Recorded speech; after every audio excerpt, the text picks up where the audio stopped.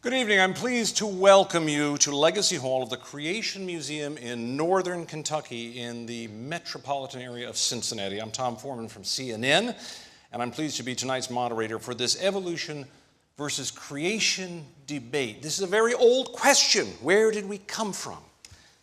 My answer is from Washington this morning by airplane. But there is a much more profound, longer answer that people have sought after for a long time. So tonight's question to be debated is the following. Is creation a viable model of origins in today's modern scientific era? Our welcome extends to hundreds of thousands of people who are watching on the internet at debatelive.org. We're glad you have joined us. Of course, to our auditorium here, all of the folks have joined us as well. We're joined by 70 media representatives from many of the world's great news organizations. We're glad to have them here as well. And now let's welcome our debaters, Mr. Bill Nye and Mr. Ken Ham.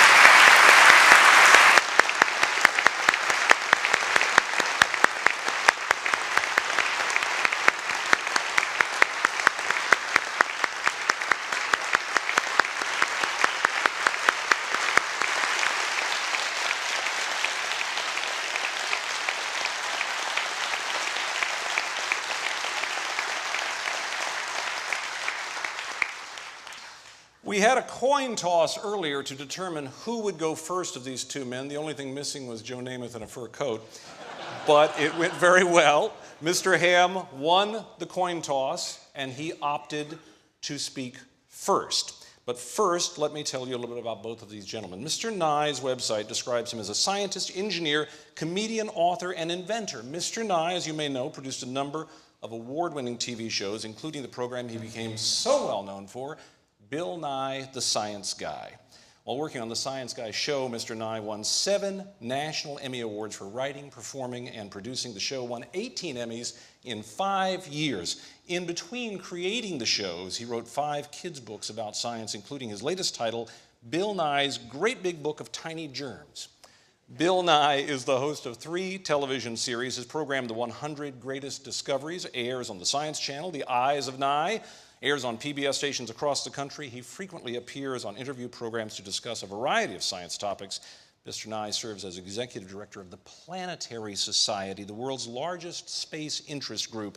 He is a graduate of Cornell with a Bachelor's of Science degree in mechanical engineering. Mr. Ken Ham is the president and co-founder of Answers in Genesis, a Bible-defending organization that upholds the authority of the scriptures from the very first verse. Mr. Ham is the man behind the popular high-tech Creation Museum where we're holding this debate. The museum has had 2 million visitors in 6 years and has attracted much of the world's media.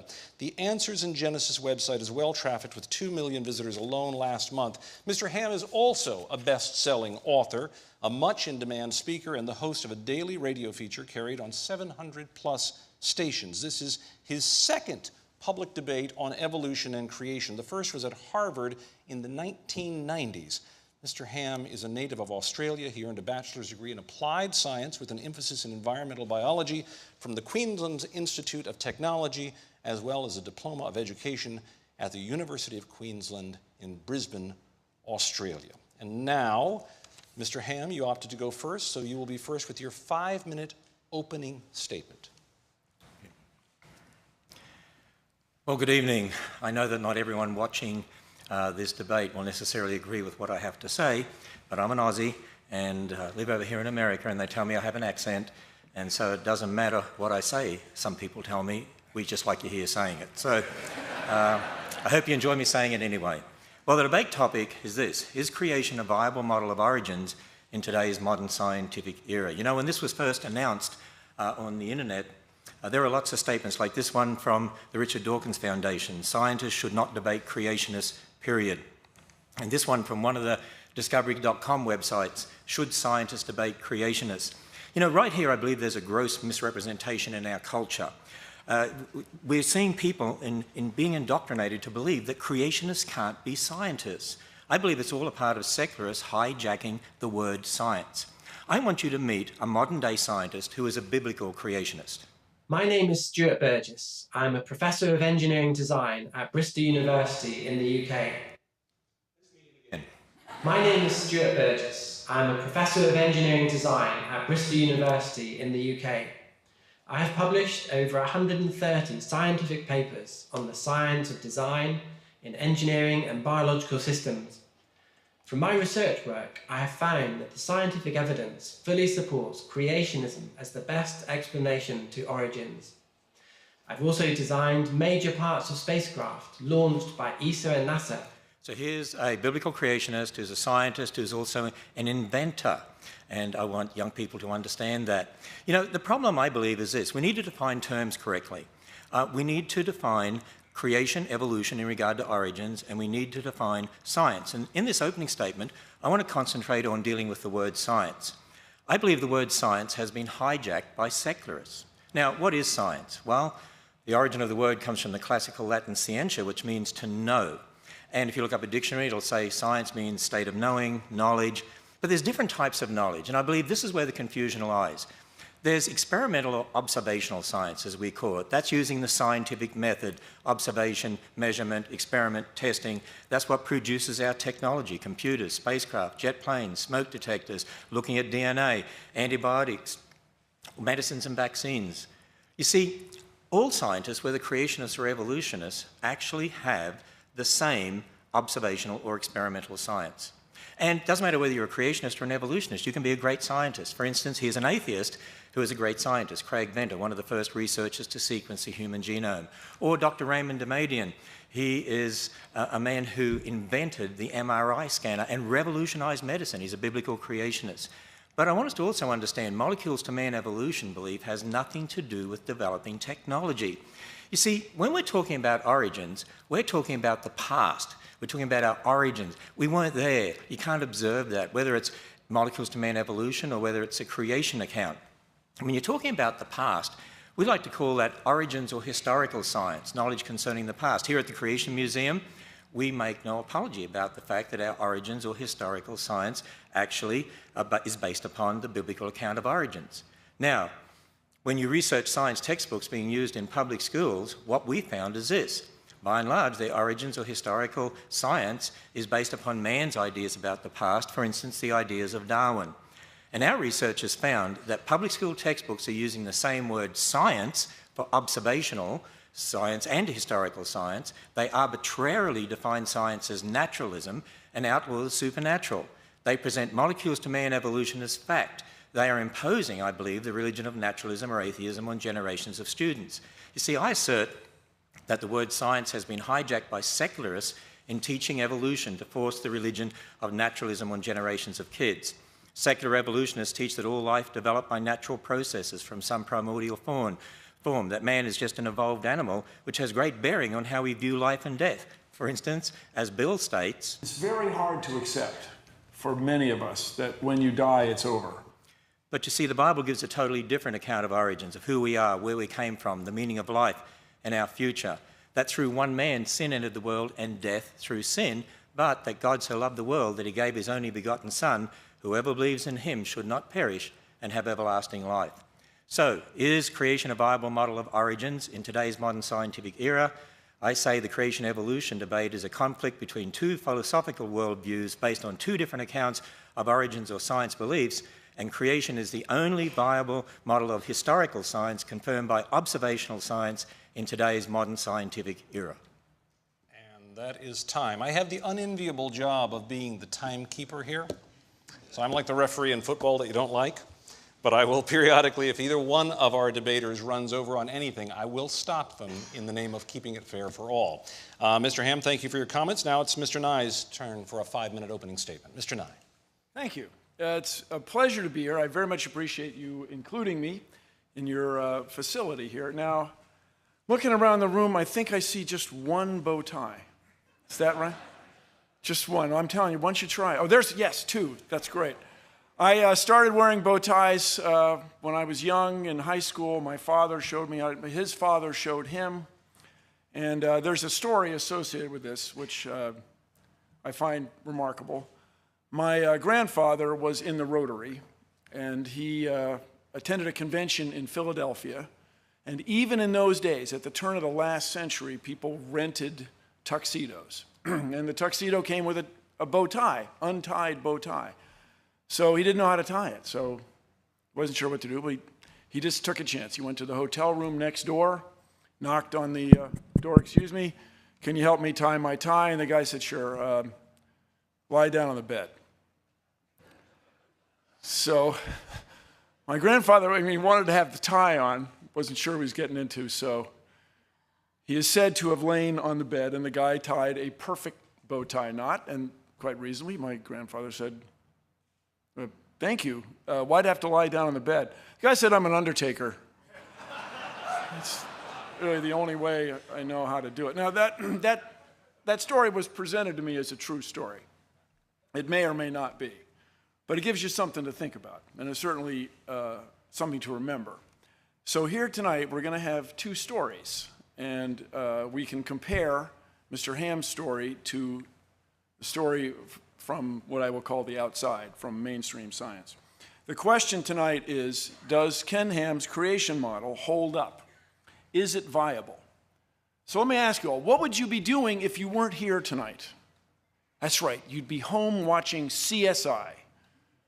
CSI Petersburg. Is that coming? I think it's coming. And on CSI, there is no distinction made between historical science and observational science. These are constructs unique to Mr. Ham. We don't normally have these anywhere in the world except here. Natural laws that applied in the past apply now. That's why they're natural laws. That's why we embrace them. That's how we made all these discoveries that enabled all this remarkable technology. So CSI is a fictional show, but it's based absolutely on real people doing real work. When you go to a crime scene and find evidence, you have clues about the past. And you trust those clues, and you embrace them, and you move forward to convict somebody. Mr. Ham and his followers have this remarkable view of a worldwide flood that somehow influenced everything that we observe in nature. A 500-foot wooden boat, 8 zookeepers for 14,000 individual animals, every land plant in the world underwater for a full year. I ask us all, is that really reasonable? You'll hear a lot about the Grand Canyon, I imagine, also, which is a remarkable place, and it has fossils. And the fossils in the Grand Canyon are found in layers.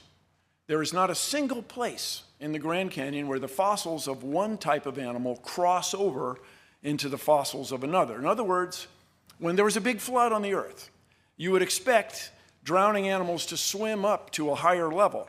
Not any one of them did. Not a single one. If you could find evidence of that, my friends, you could change the world. Now, I just want to remind us all, there are billions of people in the world who are deeply religious, who get enriched, who have a wonderful sense of community from their religion. They worship together, they eat together, they live in their communities and enjoy each other's company. Billions of people, but these same people do not embrace the extraordinary view that the earth is somehow only 6,000 years old. That is unique. And here's my concern.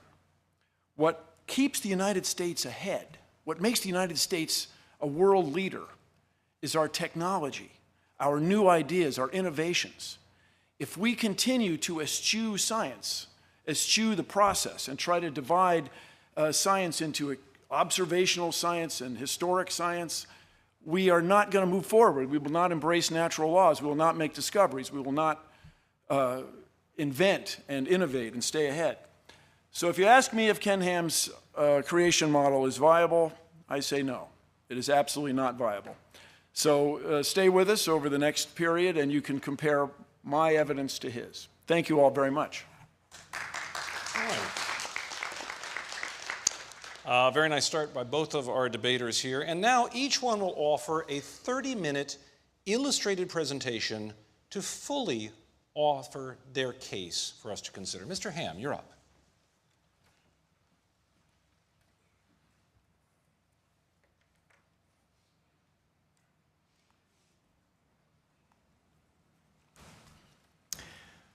Well, the debate topic was, is creation a viable model of origins in today's modern scientific era?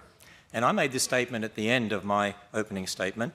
Creation is the only viable model of historical science confirmed by observational science in today's modern scientific era. And I said, what we need to be doing is actually defining our terms, and particularly three terms: science, creation, and evolution. Now, I discussed the meaning of the word science and what is meant by experimental or observational science briefly, and that both creationists and evolutionists can be great scientists, for instance. I mentioned Craig Venter, a biologist. He's an atheist, and he's a great scientist. He was one of the first researchers to sequence the human genome. I also mentioned Dr. Raymond Damadian, who actually invented the MRI scanner. I want you to meet a biblical creationist who is a scientist and inventor. Hi, my name is Dr. Raymond Damadian. I am a young Earth creation scientist and believe that God created the world in 6 24-hour days, just as recorded in the book of Genesis. By God's grace and the devoted prayers of my godly mother-in-law, I invented the MRI scanner in 1969. The idea that scientists who believe the Earth is 6,000 years old cannot do real science is simply wrong. Well, he's most adamant about that. And actually, he revolutionized medicine. He's a biblical creationist. And I encourage children to follow people like that and make them their heroes. Let me introduce you to another biblical creation scientist. My name is Danny Faulkner. I received my PhD in astronomy from Indiana University. For 26 and a half years, I was professor at the University of South Carolina, Lancaster, where I hold the rank of Distinguished Professor Emeritus. Upon my retirement from the university in January of 2013, I joined the research staff at Answers in Genesis. I'm a stellar astronomer. That means my primary interest is stars, but I'm particularly interested in the study of eclipsing binary stars. And I've published many articles in the astronomy literature, places such as the Astrophysical Journal, the Astronomical Journal, and the Observatory. There is nothing in observational astronomy that contradicts a recent creation. I also mentioned Dr. Stuart Burgess, Professor of Engineering Design at Bristol University in England. Now, he designed a double-action worm gear set for the 3 hinges of the robotic arm on a very expensive satellite. And if that had not worked, if that gear set had not worked, that whole satellite would have been useless. Yet Dr. Burgess is a biblical creationist who believes just as I believe. Now, think about this for a moment. Are scientists like Dr. Burgess, who believe in creation, just as I do, a small minority in the scientific world? But let's see what he says about scientists believing in creation. I find that many of my colleagues in academia are sympathetic to the creationist viewpoint, including biologists. However, they are often afraid to speak out because of the criticisms they would get from the media and atheist lobby. I agree, that's a real problem today. We need to have freedom to be able to speak on these topics. You know, I just want to say, by the way, that non-Christian scientists, I should say, non-Christian scientists are really borrowing from the Christian worldview anyway to carry out their experimental or observational science. Think about it. When they're doing observational science using the scientific method, they have to assume the laws of logic, they have to assume the laws of nature, they have to assume the uniformity of nature. I mean, think about it. If the universe came about by natural processes, where'd the laws of logic come from? Did they just pop into existence? Are we in a stage now where we only have half logic? So you see, I have a question for Bill Nye. How do you account for the laws of logic and the laws of nature from a naturalistic worldview that excludes the existence of God? Now, in my opening statement, I also discussed a different type of science or knowledge, origins or historical science. See, again, there's a confusion here, there's a misunderstanding here. People, by and large, have not been taught to look at what you believe about the past as different to what you're observing in the present. You don't observe the past directly. Even when you think about the creation account, I mean, we can't observe God creating. We can't observe the creation of Adam and Eve. We admit that. We're willing to admit our beliefs about the past. But see, what you see in the present is very different. Even some public school textbooks, actually, well, they sort of acknowledge the difference between historical and observational science. Here is an earth science textbook that's used in public schools, and we read this. In contrast to physical geology, the aim of historical geology is to understand Earth's long history. And then they make the statement, historical geology, so we're talking about historical science, tries to establish a timeline of the vast number of physical and biological changes that have occurred in the past. We study physical geology before historical geology because we first must understand how Earth works before we try to unravel its past. In other words, we observe things in the present and then, okay, we're assuming that that's always happened in the past and we're going to try and figure out how this happened. See, there is a difference between what you observe and what happened in the past. Let me illustrate it this way. If Bill Nye and I went to the Grand Canyon, we could agree that that's a Coconino sandstone in the Hermit Shale, and there's the boundary. They're sitting one on top of the other. We could agree on that. But do you know what we would disagree on? I mean, we could even analyse the minerals and agree on that. But we would disagree on how long it took to get there. But see, none of us saw the sandstone or the shale being laid down. There's a supposed 10 million year gap there, but I don't see a gap. But that might be different to what Bill Nye would see. But see, there's a difference between what you actually observe directly and then your interpretation in regard to the past. When I was at the Goddard Space Centre a number of years ago, I met creationists and evolutionists who were both working on the Hubble telescope. They agreed on how to build the Hubble telescope. You know what they disagreed on? Well, they disagreed on how to interpret the data that telescope obtained in regard to the age of the universe. And, you know, we could go on and talk about lots of other similar sorts of things. For instance, I've heard Bill Nye talk about how a smoke detector works using the radioactive element americium. And you know what? I totally agree with him on that. We agree how it works. We agree how radioactivity enables that to work. But if you're then going to use radioactive elements and talk about the age of the Earth, you've got a problem because you weren't there. We've got to understand parent elements, daughter elements, and so on. We could agree whether you're a creationist or evolutionist on the technology to put the rover on Mars, but we're going to disagree on how to interpret the origin of Mars. I mean, there are some people that believe there was even a global flood on Mars and there's no liquid water on Mars. But, you know, we're going to disagree maybe on our interpretation of origins, and you can't prove either way because, not from an observational science perspective, because we've only got the present. Creationists and evolutionists both work on medicines and vaccines. You see, it doesn't matter whether you're a creationist or an evolutionist, all scientists have the same experimental or observational science. So I have a question for Bill Nye. Can you name one piece of technology that could only have been developed starting with a belief in molecules to man evolution? Now, here's another important fact. Creationists and evolutionists all have the same evidence. Bill Nye and I have the same Grand Canyon. We don't disagree on that.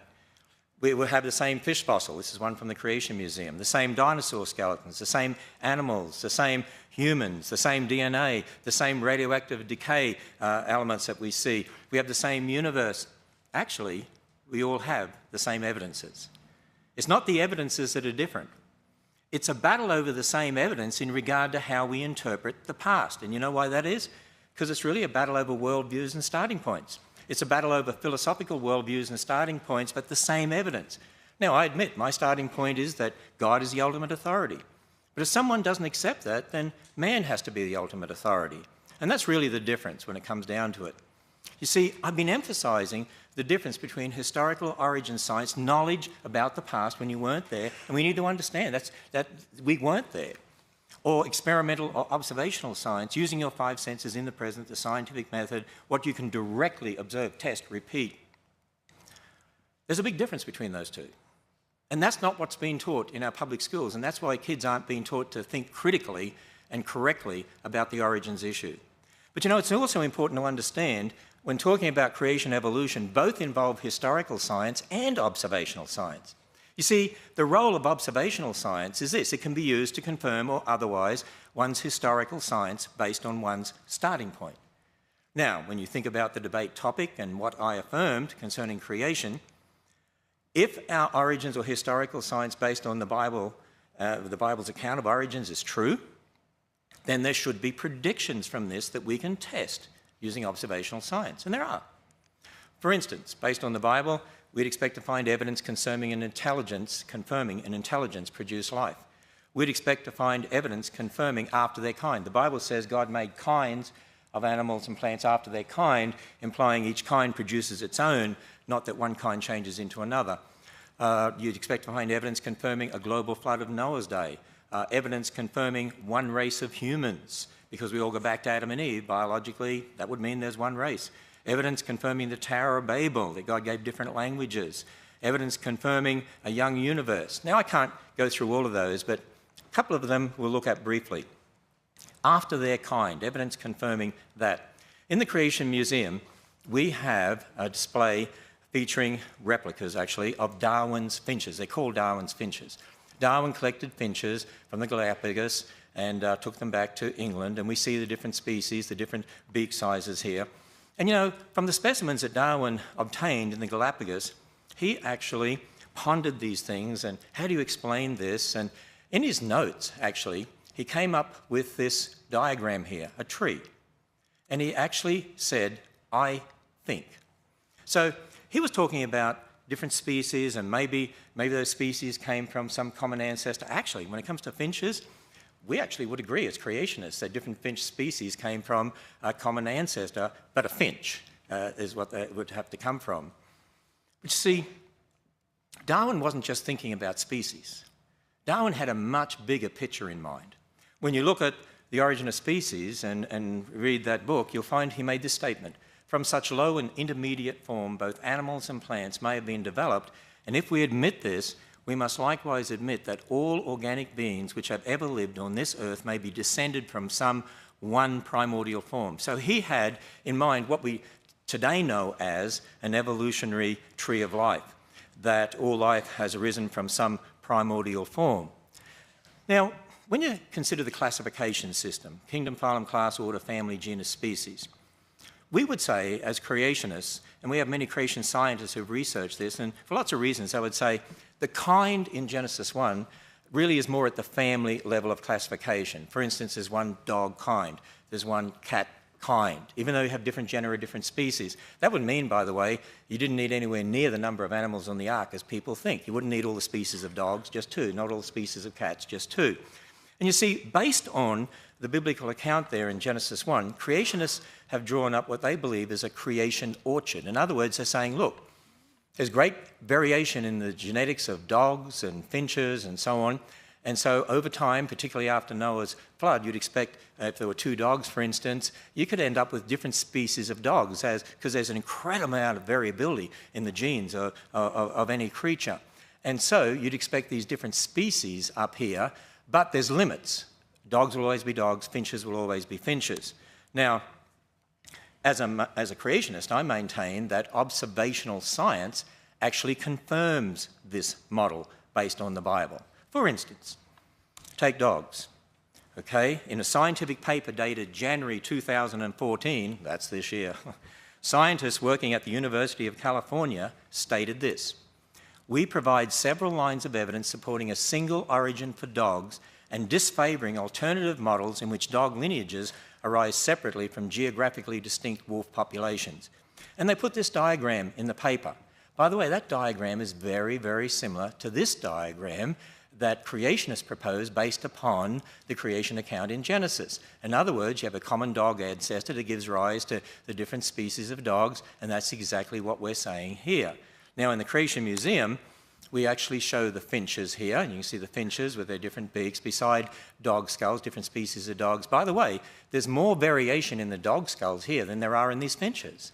Yet the dogs, well, that's never used as an example of evolution, but the finches are. Particularly in the public school textbooks, students are taught, see the changes that are occurring here? And here's another problem that we've got. Not only has the word science been hijacked by secularists, I believe the word evolution has been hijacked by secularists. The word evolution has been hijacked using what I call a bait and switch. Let me explain to you. The word evolution is being used in public school textbooks, and we often see it in documentaries and so on. It's used for observable changes that we would agree with, and then used for unobservable changes, such as molecules to man. Let me explain to you what's really going on, because I was a science teacher in the public schools, and I know what the students were taught, and I check the public school textbooks anyway to know what they're taught. See, students are taught today, look, there's all these different animals, plants, but they're all part of this great big tree of life that goes back to some primordial form. And look, we see changes in finches, changes in dogs, and so on. Now, we don't deny the changes. You see that. You see different species of finches, different species of dogs. But then they put it all together in this evolutionary tree, but that's what you don't observe. You don't observe that. That's belief there. That's their historical science. that I would say was wrong. But you know what you do observe different species of dogs, different species of finches, but then there are limits, and you don't see one kind changing into another. Actually, we're told that if you teach creation in the public schools, that's teaching religion. If you teach evolution, that's science. And I'm going to say, wait a minute. Actually, the creation model here, based upon the Bible, observational science confirms this. This is what you observe. You don't observe this tree. Actually, it's the public school textbooks that are teaching a belief, imposing it on students, and they need to be teaching them observational science to understand the reality of what's happening. Now, what we found is that public school textbooks present the evolutionary tree as science, but reject the creation orchard as religion. But observational science confirms the creation orchard. So public school textbooks are rejecting observational science and imposing a naturalistic religion on students. The word evolution has been hijacked using a bait and switch to indoctrinate students to accept evolutionary belief as observational science. Let me introduce you to another scientist, Richard Lenski, Michigan State University. He's a great scientist. He's known for culturing E. coli in the lab. And he found there were some E. coli that actually seemed to develop the ability to grow on substrate, on citrate in substrate. But Richard Lenski is here mentioned in this book, and it's called Evolution in the Lab. So the ability to grow on citrate is said to be evolution. And there are those that say, hey, this is against the creationists. For instance, Jerry Coyne from University of Chicago says, Lenski's experiment is also yet another poke in the eye for anti-evolutionists. He says the thing I like most is that it says you can get these complex traits evolving by a combination of unlikely events. But is it a poke in the eye for anti-evolutionists? Is it really seeing complex traits evolving? What does it mean that some of these bacteria are able to grow on citrate? Let me introduce you to another biblical creationist who is a scientist. Hi, my name is Dr. Andrew Fabich. I got my PhD from the University of Oklahoma in microbiology. I teach at Liberty University, and I do research on E. coli in the intestine. I've published in secular journals from the American Society for Microbiology, including infection immunity, and applied environmental microbiology, as well as several others. My work has been cited even the past year in the journals Nature, Science Translational Medicine, Public Library of Science, Public Library of Science Genetics. It's cited regularly in those journals. And while I was taught nothing but evolution, I don't accept that position, and I do my research from a creation perspective. When I look at the evidence that people cite of E. coli supposedly evolving over 30 years, over 30,000 generations in the lab, and people say that it is now able to grow on citrate. I don't deny that it grows on citrate, but it's not any kind of new information. The information's already there, and it's just a switch that gets turned on and off, and that's what they reported in there. There's nothing new. See, students need to be told what's really going on here. Certainly there's change, but it's not change necessary from molecules to man. Now, we could look at other predictions. What about evidence confirming one race? Well, when we look at the human population, we see lots of differences. But based on Darwin's ideas of human evolution as presented in The Descent of Man, I mean, Darwin did teach in The Descent of Man there were lower races and higher races. Would you believe that back in the 1900s, one of the most popular biology textbooks used in the public schools in America taught this? At the present time, there exist upon Earth 5 races, or varieties of man, and finally the highest type of all, the Caucasians, represented by the civilized white inhabitants of Europe and America. Can you imagine if that was in the public schools today? And yet, that's what was taught, but it was based on Darwin's ideas that are wrong. You have a wrong foundation, you're going to have a wrong worldview. Now, had they started from the Bible and from the creation account in the Bible, what does it teach? Well, we're all descendants of Adam and Eve. We go through the Tower of Babel, different languages, so different people groups formed, distinct characteristics, but we'd say, you know what, that means there's biologically only one race of humans. Well, I mentioned Dr. Venter before, and he was a researcher with the Human Genome Project, and you'll remember in the year 2000, this was headline news, and what we read was this: they had put together a draft of the entire sequence of the human genome and unanimously declared there is only one race, the human race. Wow, who would have guessed?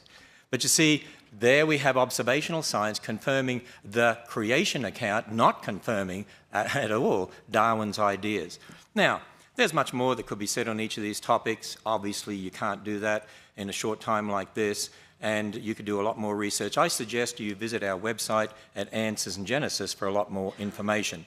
So, the debate topic, is creation a viable model of origins in today's scientific era?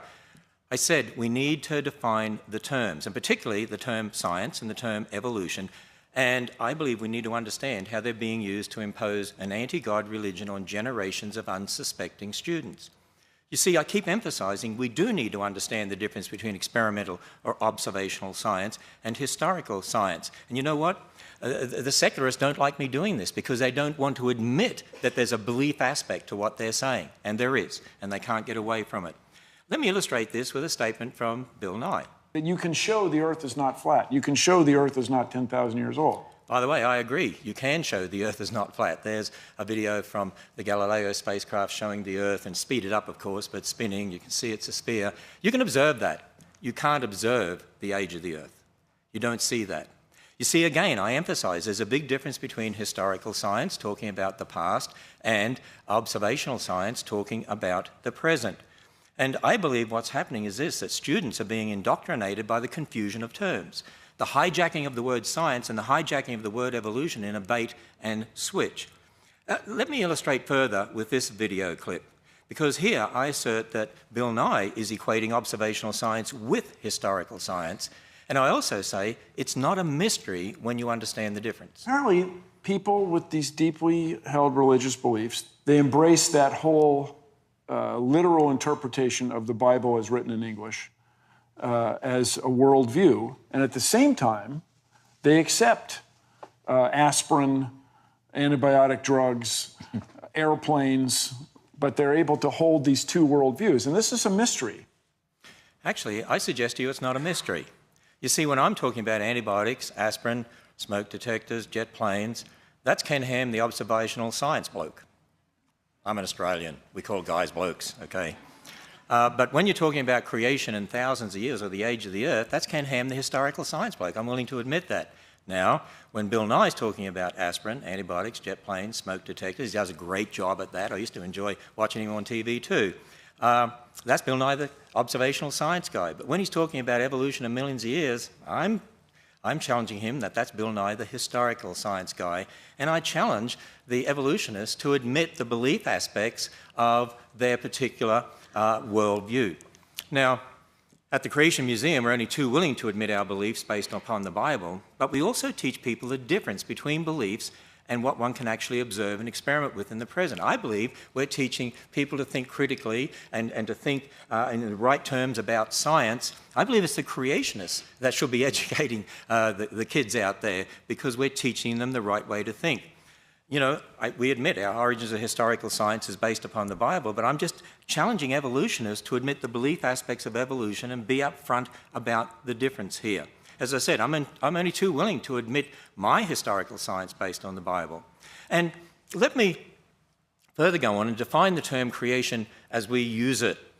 By creation, we mean, here at Answers in Genesis and the Creation Museum, we mean the account based on the Bible. Yes, I take Genesis as literal history, as Jesus did. And here at the Creation Museum, we walk people through that history. We walk them through creation, a perfect creation. God made Adam and Eve, land animal kind, sea creatures, and so on. And then sin and death entered the world, so there was no death before sin. That means, how can you have billions of dead things before man sinned? And then the catastrophe of Noah's flood. If there was a global flood, you'd expect to find billions of dead things buried in rock layers laid down by water all over the earth.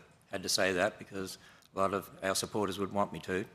And what do you find? Billions of dead things buried in rock layers laid down by water all over the earth. Confusion, the Tower of Babel. God gave different languages, so you get different people groups. So this is the geological, astronomical, anthropological, biological history as recorded in the Bible. So this is concerning what happened in the past that explains the present. And then, of course, that God's Son stepped into history to be Jesus Christ, the God-man, to die on a cross, be raised from the dead, and one day there's going to be a new heavens and a new earth to come.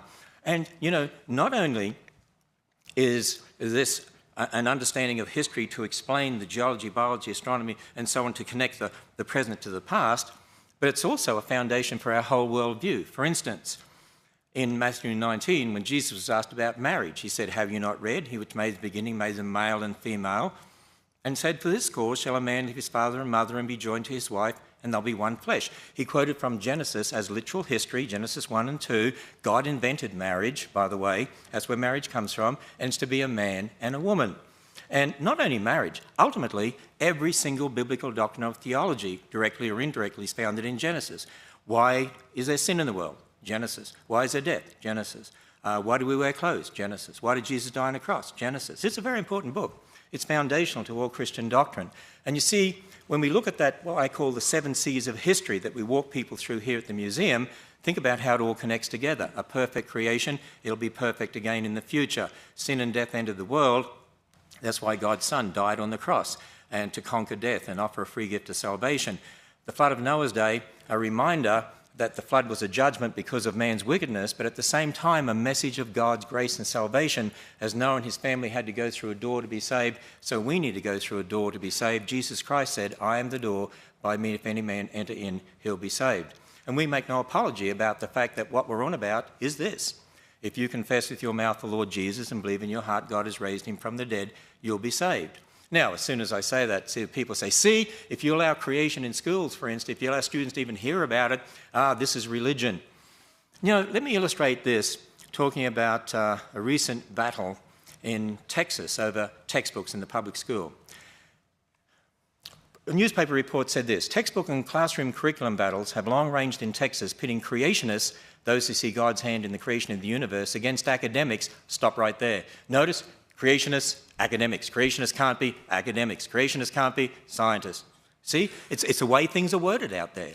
It's an indoctrination that's going on, who worry about religious and political ideology trumping scientific fact. Wait a minute, what do they mean by science? You're talking about what you observe, or you're talking about your beliefs about the past? Now, Kathy Miller is the president of the Texas Freedom Network, and she's vocally spoken out. She's spoken out about this textbook battle there in Texas. And the mission statement of the organisation she's president of says, the Texas Freedom Network advances a mainstream agenda of religious freedom and individual liberties to counter the religious right. Religious freedom, individual liberties. And then she makes this statement: science education, what does she mean by science, should be based on mainstream science education, not on personal ideological beliefs of unqualified reviewers. Wait a minute, they want religious liberty and not personal ideological beliefs? I assert this. Public school textbooks are using the same word science for observational and historical science. They arbitrarily define science as naturalism and outlaw the supernatural. They present molecules to man evolution as fact, and they're imposing the religion of naturalism on generations of students. They're imposing their ideology on the students, that everything's explained by natural processes. That is a religion. What does she mean by religious liberty? They tolerate their religion. See, the battle is really about authority. It's more than just science or evolution or creation. It's about who is the authority in this world, man or God. If you start with naturalism, then what about morals? Who decides right and wrong? Well, it's subjective. Marriage, well, whatever you want it to be. Get rid of old people. I mean, why not? I mean, they're just animals. They're costing us a lot of money. Abortion, get rid of spare cats, get rid of spare kids. We're all animals. But if you start from God's word, there are moral absolutes. God decides right and wrong. Marriage, one man and one woman. Sanctity of life. We care for old people. They're made in the image of God. Life begins at fertilization, so abortion is killing a human being. We do see the collapse of Christian morality in our culture and increasing moral relativism because generations of kids are being taught the religion of naturalism and that the Bible can't be trusted. And so again I say, creation is the only viable model of historical science confirmed by observational science in today's modern scientific era. You know what? I'm a science teacher. I want to see kids taught science. I love science. I want to see more Dr. Demadians in the world. You know, if we teach them the whole universe is a result of natural processes and not designed by a creator God, they might be looking in the wrong places or have the wrong idea when they're looking at the creation in regard to how you develop technology, because if they look on it as just random processes, that could totally influence the way they think. If they understand it was a perfect world marred by sin, that could have a great effect on how they then look for overcoming diseases and problems in the world. I want children to be taught the right foundation, that there's a God who created them, who loves them, who died on the cross for them, and that they're special. They're made in the image of God. Very good. Thank you, Mr. Ham. We can applaud Mr. Ham's presentation.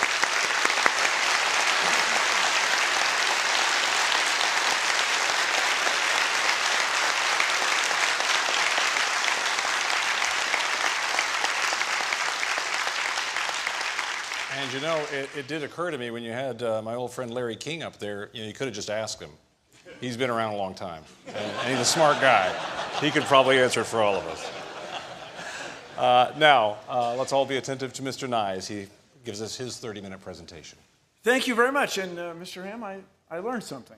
Thank you. But let's take it back around to the question at hand. Does Ken Ham's creation model hold up? Is it viable? So for me, of course, well, take a look. We're here in Kentucky on layer upon layer upon layer of limestone. I stopped at the side of the road today and picked up just a piece of limestone that has a fossil right there. Now, in these many, many layers, in this vicinity of Kentucky, there are coral animals, fossil, zooxanthellae. And when you look at it closely, you can see that they live their entire lives. They lived typically 20 years, sometimes more than that, if the water conditions are correct. And so we are standing on millions of layers of ancient life. How could those animals have lived their entire life and formed these layers in just 4,000 years? There isn't enough time since Mr. Ham's flood for this limestone that we're standing on to have come into existence. My scientific colleagues go to places like Greenland, the Arctic, they go to Antarctica, and they drill into the ice with hollow drill bits. It's not that extraordinary. Many of you have probably done it yourselves, drilling other things, hole saws to put locks in doors, for example. And we pull out long cylinders of ice, long ice rods. And these are made of snow. And by long tradition, it's called snow ice. And snow ice forms over the winter as snowflakes fall and are crushed down by subsequent layers. They're crushed together and trapping the little bubbles. And the little bubbles must needs be ancient atmosphere. There's nobody running around with a hypodermic needle squirting ancient atmosphere into the bubbles. And we find certain of these cylinders to have 680,000 layers. 680,000 snow, winter, summer cycles. How could it be that just 4,000 years ago, all of this ice formed? Let's just run some numbers. This is some scenes from lovely Antarctic. Let's say we have 680,000 layers of snow ice and 4,000 years since the Great Flood. That would mean we'd need 170 winter, summer cycles every year for the last 4,000 years. I mean, wouldn't someone have noticed that? Wow, wouldn't someone have noticed that there's been winter, summer 170 times one year? If we go to California, we find enormous stands of bristlecone pines. Some of them are over 6,000 years old, 6,800 years old. There's a famous tree in Sweden, Old Tycho, is 9,550 years old. How could these trees be there if there was an enormous flood just 4,000 years ago? You can try this yourself, everybody. I don't mean to be mean to trees, but get a sapling and put it underwater for a year. It will not survive in general, nor will its seeds. They just won't make it. So how could these trees be that old if the earth is only 4,000 years old? Now, when we go to the Grand Canyon, which is an astonishing place, and I recommend to everybody in the world to someday visit the Grand Canyon, you find layer upon layer of ancient rocks. And if there was this enormous flood that you speak of, wouldn't there have been churning and bubbling and roiling? How would these things have settled out?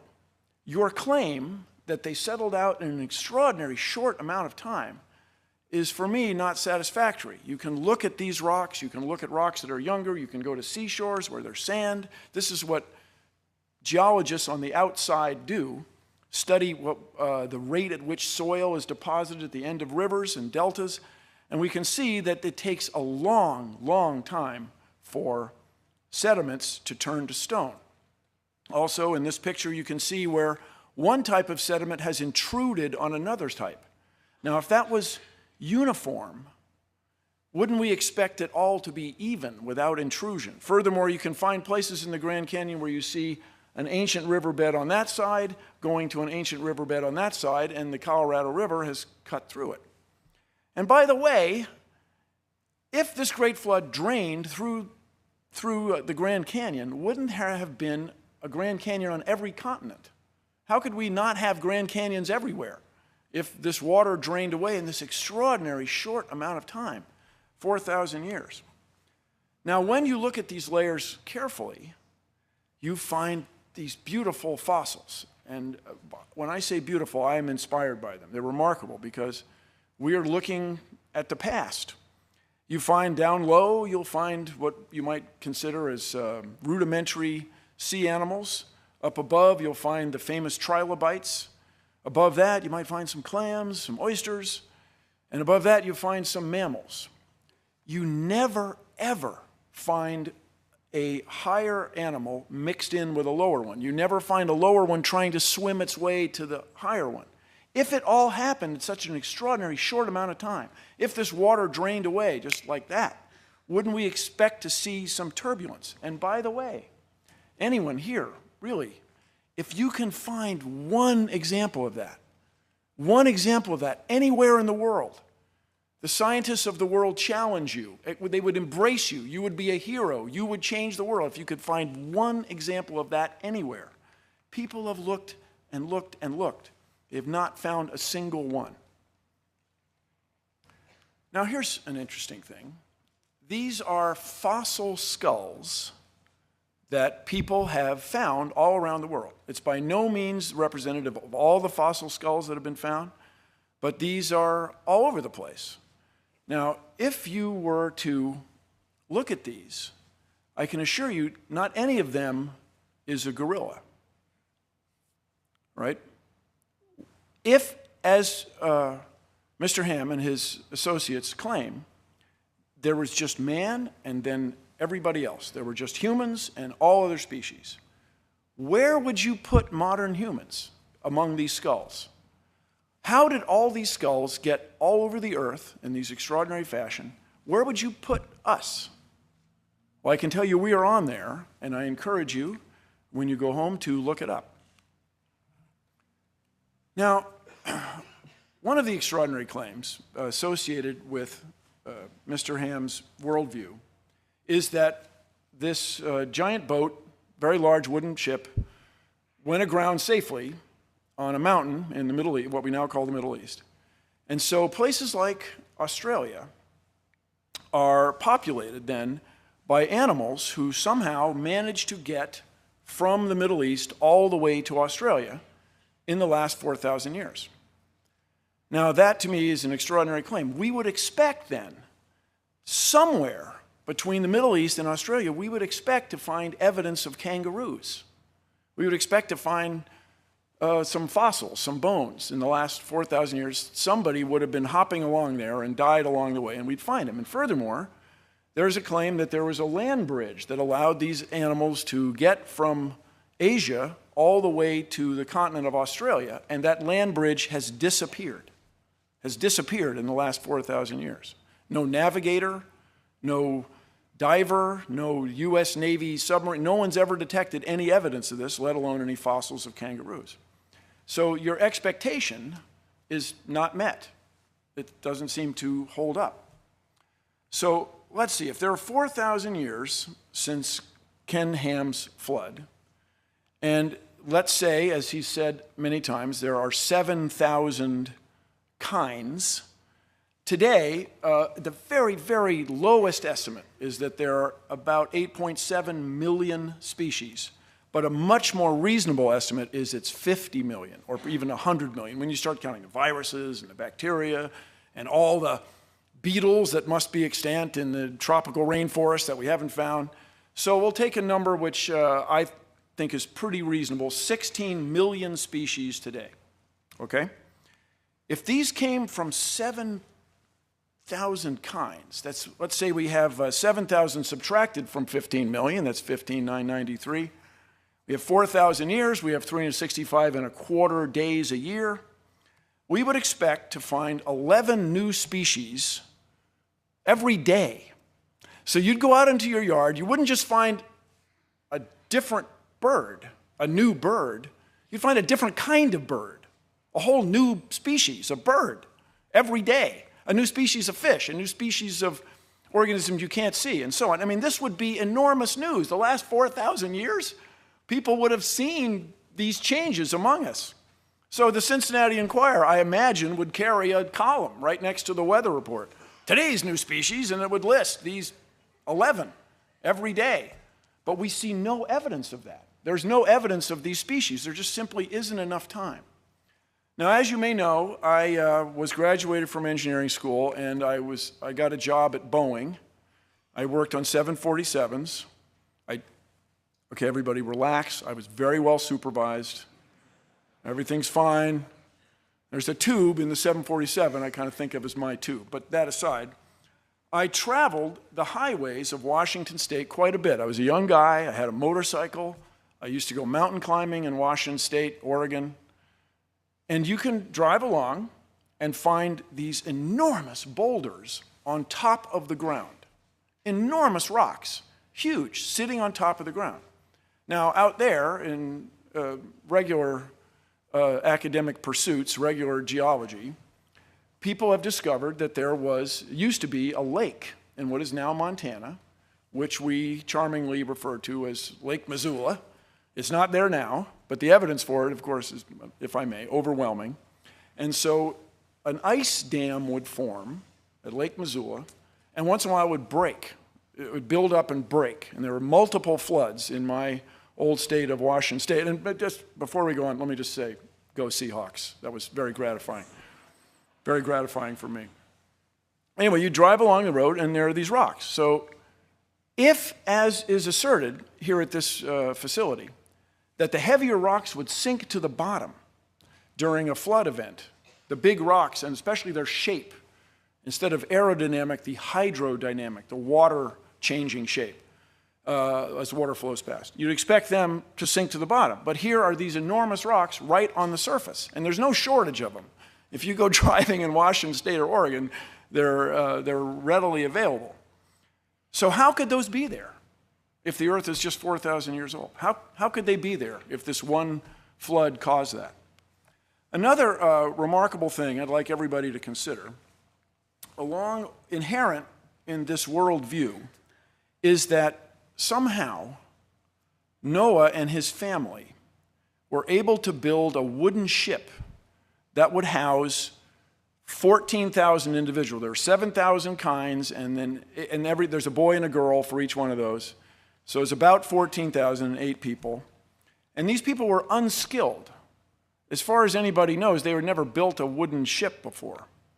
Furthermore, they had to get all these animals on there, and they had to feed them, and I understand that Mr. Ham has some explanations for that, which I frankly find extraordinary, but this is the premise of the bit. And we can then run a test, a scientific test. People in the early 1900s built an extraordinarily large wooden ship, the Wyoming. It was a 6-masted schooner, the largest one ever built. It had a motor on it for winching cables and stuff. But this boat had a great difficulty. It was not as big as the Titanic, but it was a very long ship. It would twist in the sea. It would twist this way, and this way. And in all that twisting, it leaked. It leaked like crazy. The crew could not keep the ship dry. And indeed, it eventually foundered and sank, loss of all 14 hands. So there were 14 crewmen, aboard a ship built by very, very skilled shipwrights in New England. These guys were the best in the world at wooden shipbuilding. And they couldn't build a boat as big as the Ark is claimed to have been. Is that reasonable? Is that possible?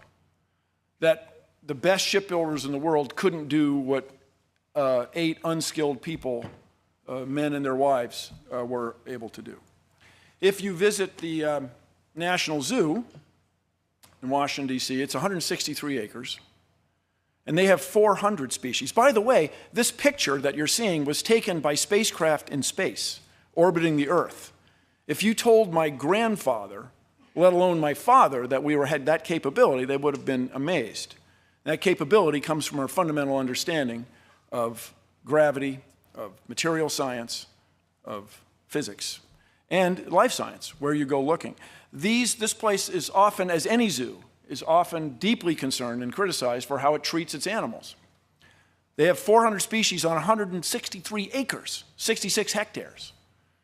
Is it reasonable that Noah and his colleagues, his family, were able to maintain 14,000 animals and themselves and feed them aboard a ship that was bigger than anyone's ever been able to build? Now, here's the thing. What we want in science, science as practiced out on the outside, is an ability to predict.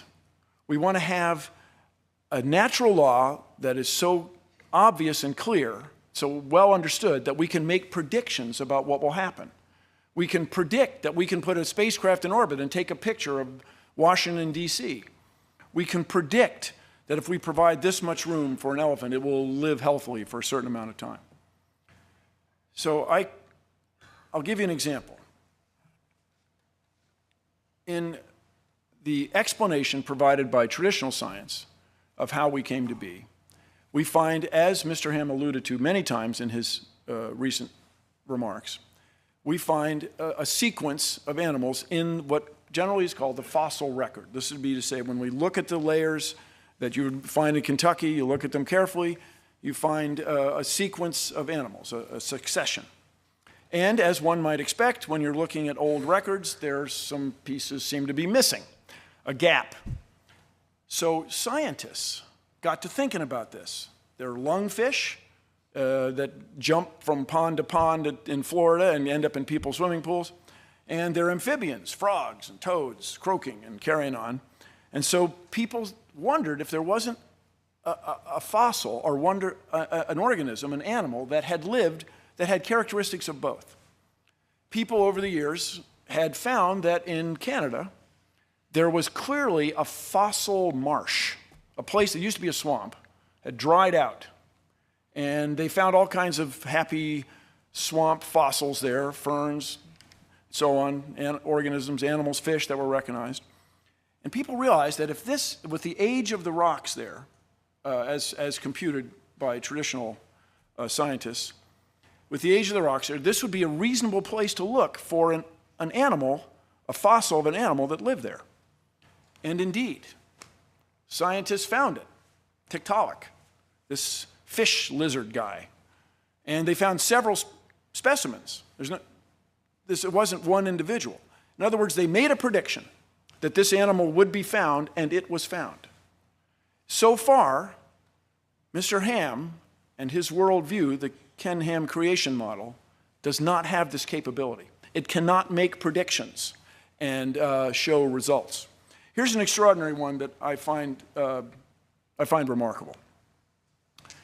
There are certain fish, the top minnows, that have the remarkable ability to have sex with other fish, traditional fish sex, and they can have sex with themselves. Now, one of the old questions in life science, everybody, one of the old sort of chin strokers, is why does any organism, whether you're an ash tree, a sea jelly, a squid, a marmot, why does anybody have sex?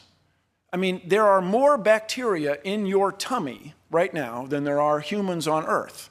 And bacteria, they don't bother with that, man. They just like split themselves in half. They get new bacteria. Like, let's get her done. Let's go. But why does think of all the trouble a rose bush goes to make a flower, and the thorns and the bees swimming, flying around, interacting. Why does anybody bother with all that?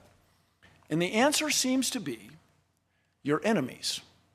And your enemies are not lions and tigers and bears. Oh my, no. Your enemies are germs and parasites. That's what's going to get you. Germs and parasites. My first cousin's son died tragically from essentially the flu. This is not some story I heard about. It's my first cousin once removed. Because apparently the virus had the right genes to attack his genes. So when you have sex, you have a new set of genes. You have a new mixture. So people studied these top minnows, and they found that the ones who reproduced sexually had fewer parasites than the ones that reproduced on their own. This black spot disease. Wait, there's more. In these populations, with flooding and so on, with river ponds get isolated, then they dry up, then the river flows again. In between, some of the fish will have sex with other fish sometimes, and they'll have sex on their own, what's called asexually.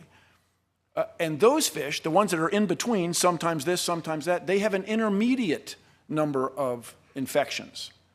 In other words, the explanation provided by evolution made a prediction. And the prediction's extraordinary and subtle, but there it is. How else would you explain it? And to Mr. Ham and his followers, I say this is something that we in science want. We want the ability to predict. And your assertion that there's some difference between the natural laws that I use to observe the world today and the natural laws that existed 4,000 years ago is extraordinary and unsettling. I travel around. I have a great many family members in Danville, Virginia, one of the U.S.'s most livable cities. It's lovely. And I was driving along, and there was a sign in front of a church, Big Bang Theory, you got to be kidding me, God. Now, everybody, why would someone at the church, a pastor, for example, put that sign up unless he or she didn't believe that the Big Bang was a real thing? I just want to review briefly with everybody why we accept, in the outside world, why we accept the Big Bang. Edwin Hubble, oh, sorry, there you go. You got to be kidding me, God. Edwin Hubble was sitting at Mount Wilson, which is up from Pasadena, California. On a clear day, you can look down and see where the Rose Parade goes. It's that close to civilization. But even in the early 1900s, the people who selected this site for astronomy picked an excellent site. The clouds and smog are below you.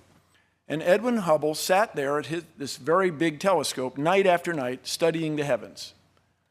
And he found that the stars are moving apart. The stars are moving apart. And he wasn't sure why, but it was clear that the stars are moving farther and farther apart all the time. So people talked about it for a couple decades. And then eventually another astronomer, almost a couple decades, another astronomer, Fred Hoyle, just remarked, well, it was like there was a Big Bang. There was an explosion. This is to say, since everything's moving apart, it's very reasonable that at one time they were all together. And there's a place from whence these things expanded. And it was a remarkable insight. But people went still questioning it for decades. Science and conventional scientists questioning it for decades. These two researchers wanted to listen for radio signals from space, radio astronomy. And this is, while we have visible light for our eyes, there's a whole nother bunch of waves of light that are much longer. The microwaves in your oven are about that long. The radar at the airport is about that long. Your FM radio signals about like this. AM radio signals are a kilometer. They're several soccer fields. They went out listening, and there was this hiss, this tss, all the time that wouldn't go away. And they thought, oh, doggone it, there's some loose connector. They plugged in the connector. They They re-screwed it, they made it tight. They turned it this way, the hiss was still there. They heard it that way, it's just still there. They thought it was pigeon droppings that had affected the reception of this horn, it's called. This thing is still there. It's in Basking Ridge, New Jersey. It's a National Historic Site. And Arno Penzias and Robert Wilson had found this cosmic background sound that was predicted by astronomers. Astronomers running the numbers, doing math, predicted that in the cosmos would be left over this echo, this energy from the Big Bang that would be detectable. And they detected it. We built the Cosmic Observatory for Background Emissions, the COBE spacecraft, and it matched exactly the astronomers' predictions. You got to respect that. It's a wonderful thing. Now, along that line is some interest in the age of the Earth. Right now, it's generally agreed that the Big Bang happened 13.7 billion years ago. What we can do on Earth, these elements that we all know on the periodic table of chemicals, even ones we don't know, were created when stars explode. And I look like nobody, but I attended a lecture by Hans Bethe, who won a Nobel Prize for discovering the process by which stars create all these elements. The one that interests me especially is our good friends rubidium and strontium. Rubidium becomes strontium spontaneously. It's an interesting thing to me. A neutron becomes a proton, and it goes up the periodic table. When lava comes out of the ground, molten lava, and it freezes, turns to rock, when the melt solidifies or crystallizes, it locks the rubidium and strontium in place. And so by careful assay, by being diligent, you can tell when the rock froze. You can tell how old the rubidium and strontium are, and you can get an age for the Earth.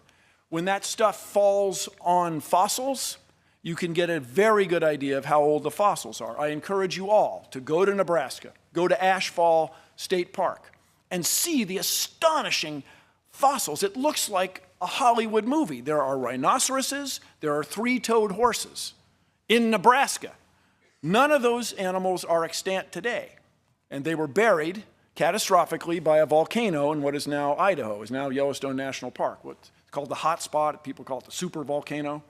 And it's a remarkable thing. Apparently, as I can tell you, as a Northwesterner around for Mount St. Helens, full disclosure, I'm on the Mount St. Helens board. When it goes off, it gives out a great deal of gas that's toxic and knocks these animals out. Looking for relief, they go to a watering hole, and then when the ash comes, they were all buried. It's an extraordinary place. Now, if in the bad old days you had heart problems, they would right away cut you open. Now we use a drug based on rubidium to look at the inside of your heart without cutting you open. Now, my Kentucky friends, I want you to consider this.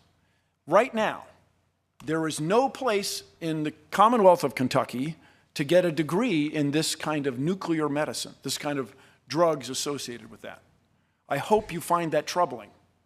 I hope you're concerned about that. You want scientifically literate students in your Commonwealth for a better tomorrow for everybody. You can't get this here. You have to go out of state. Now, as far as the distance to stars, understand this is very well understood. It's February. We look at a star in February, we measure an angle to it, we wait 6 months, we look at that same star again, and we measure that angle. It's the same way carpenters built this building. It's the same way surveyors surveyed the land that we're standing on. And so by measuring the distance to a star, you can figure out how far away it is, that star, and then the stars beyond it and the stars beyond that. There are billions of stars, more than 6,000 light years from here. A light year is a unit of distance, not a unit of time. There are billions of stars. Mr. Ham, how could there be billions of stars more distant than 6,000 years if the world's only 6,000 years old? It's an extraordinary claim. There's another astronomer, Adolf Kittel, who remarked first about the reasonable man.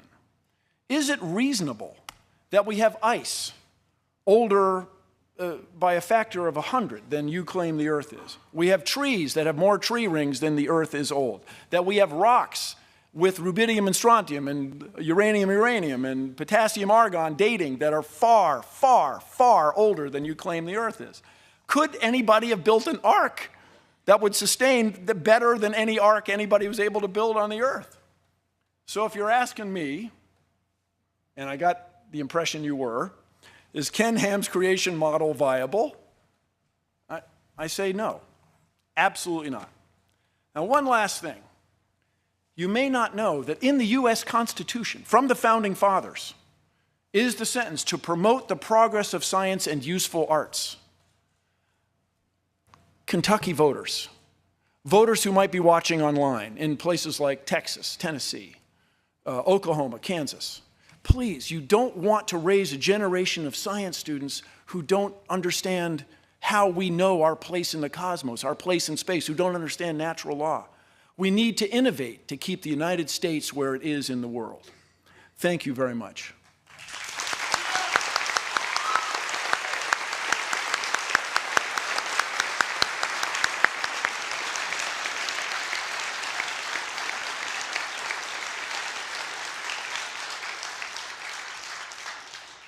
That's a lot to take in. I hope everybody's holding up well. It's a lot of information. What we're going to have now is a 5-minute rebuttal time for each gentleman to address the other one's comments, and then there will be a 5-minute counter-rebuttal after that. Things are going to start moving a little more quickly now, so at this point in particular, I want to make sure we don't have applauding or anything else going on that slows it down. So, Mr. Ham, if you'd like to begin with your 5-minute rebuttal first.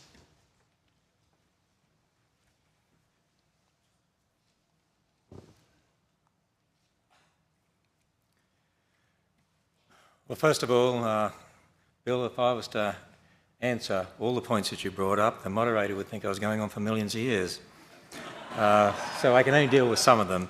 And you mentioned the age of the Earth a couple of times, so let me deal with that. As I said in my presentation, you can't observe the age of the Earth, and I would say that comes under what we call historical origin science. Now, just to understand, so you understand where I'm coming from, yes, we admit we build our origins of historical science on the Bible. The Bible says God created in 6 days. The Hebrew word yom, as it's used in Genesis 1 with the evening morning number, means an ordinary day. Adam was made on day 6.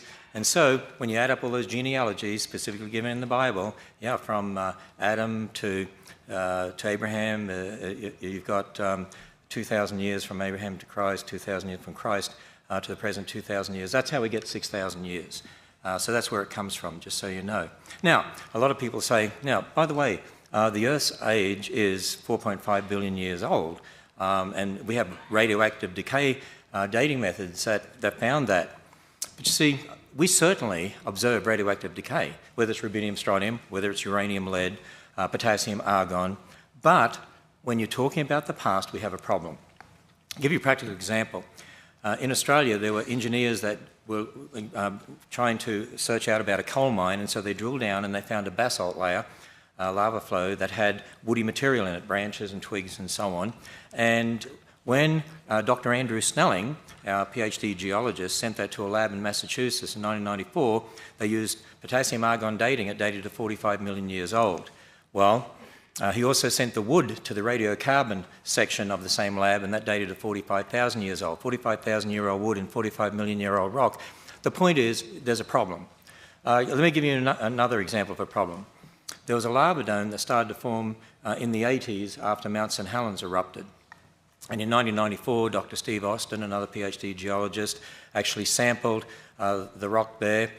He took whole rock, crushed it, sent it to the same lab, actually, I believe, and got a date of 0.35 million years. When he separated out the minerals, amphibole and pyroxene, and used potassium argon dating, you get 0.9 million, 2.8 million. My point is, all these dating methods actually give all sorts of different dates. In fact, different dating methods on the same rock we can give all sorts of different dates. See, there's lots of assumptions in regard to radioactive dating. Number one, for instance, the amounts of the parent and daughter isotopes at the beginning when the rock formed. You have to know them, but you weren't there. See, that's historical science. Assumption two, that all daughter atoms measured today must have only been derived in situ radioactive decay of parent atoms. In other words, it's a closed system, but you don't know that, and there's a lot of evidence that that's not so. Assumption number 3, that the decay rates have remained a constant. And they're just some of them. There's others as well. The point is there's lots of assumptions in regard to the dating method. So there's no dating method you can use that you can absolutely age date a rock. There's all sorts of differences out there. And I do want to address the bit you brought up about Christians believing in millions of years. Yeah, there's a lot of Christians out there that believe in millions of years, but I'd say they have a problem. I'm not saying they're not Christians, but because salvation is conditioned upon faith in Christ, not the age of the earth, but there's an inconsistency with what the Bible teaches. If you believe in millions of years, you've got death and bloodshed, suffering, disease, over millions of years leading to man, because that's what you see in the fossil record. The Bible makes it very clear death is a result of man's sin. In fact, the first death was in the garden when God killed an animal, clothed Adam and Eve, first blood sacrifice, pointing towards what would happen with Jesus Christ, who would be the one who would be die once and for all. Now, if you believe in millions of years as a Christian, in the fossil record, there's evidence of animals eating each other. The Bible says originally all the animals and man were vegetarian. We weren't told we could eat meat until after the flood. There's diseases represented in the fossil record, like brain tumours, but the Bible says when God made everything, it was very good. God doesn't call brain tumours very good. There's fossilised thorns in the fossil record. Said to be hundreds of millions of years old. The Bible says thorns came after the curse. So these two things can't be true at the same time. And you know what? There's hundreds of dating methods out there, hundreds of them. Actually, 90% of them contradict billions of years. And the point is, all such dating methods are fallible. And I claim there's only one infallible dating method. It's a witness who was there, who knows everything, who told us. And that's from the Word of God. And that's why I would say that the Earth is only 6,000 years. And as Dr. Faulkner said, there's nothing in astronomy, and certainly Dr. Snelling would say there's nothing in geology to contradict a belief in a young age for the Earth and the universe. Thank you, Mr. Ham. Mr. Nye, your 5-minute rebuttal, please. Thank you very much. Let me start with the beginning.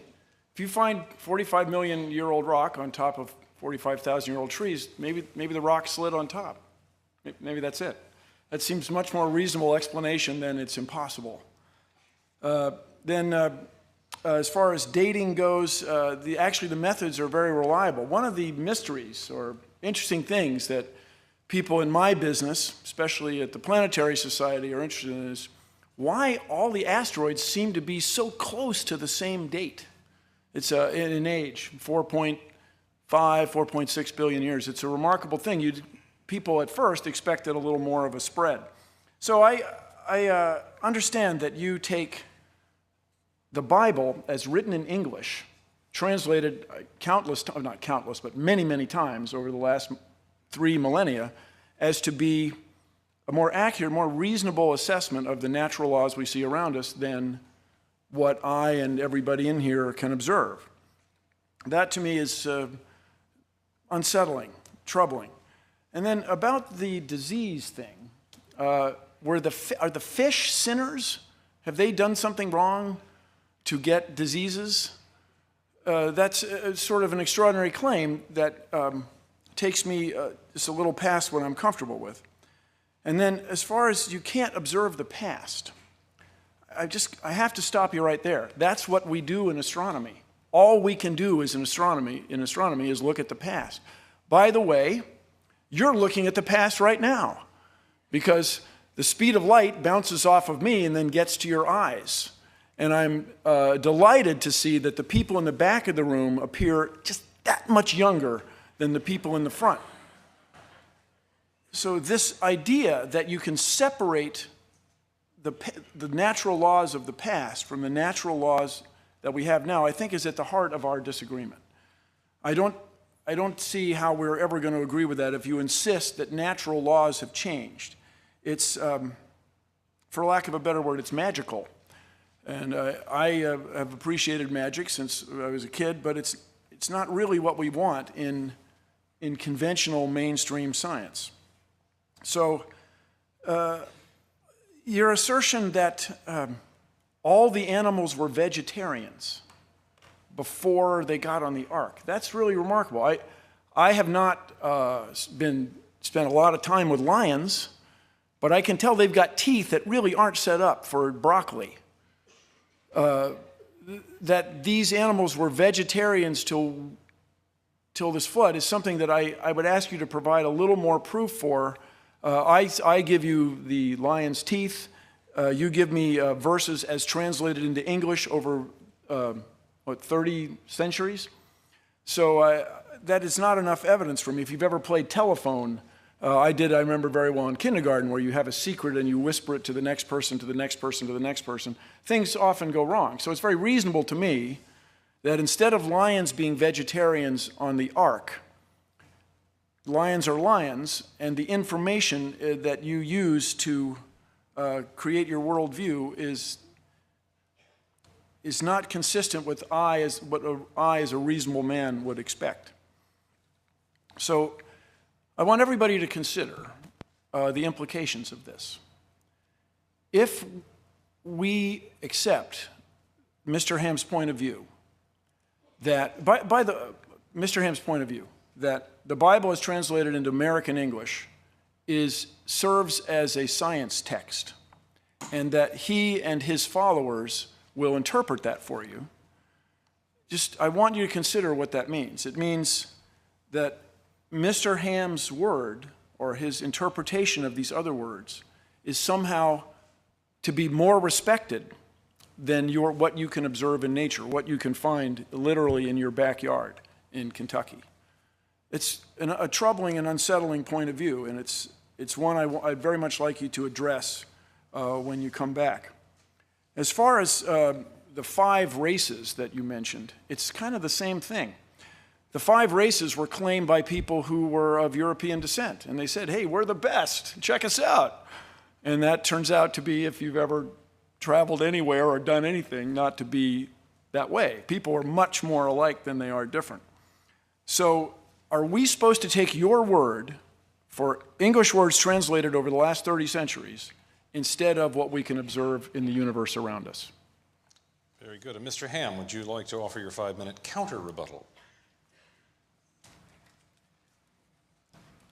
First of all, Bill, just so I just don't want a misunderstanding here, and that is the 45,000-year-old wood, or supposedly 45,000, was inside the basalt. So it was encased in the basalt, and that's why I was making that particular point. And I would also say that natural law hasn't changed. As I talked about, I said we have the laws of logic, the uniformity of nature, and that only makes sense within a biblical worldview anyway, of a creator God who set up those laws, and that's why we can do good experimental science, because we assume those laws are true, and they'll be true tomorrow. I do want to say this, that you said a few times, Ken Ham's view or Ken Ham's model. It's not just Ken Ham's model. We have a number of PhD scientists on our own staff. I had video quotes from some scientists. It's Dr. Demadian's model. It's Dr.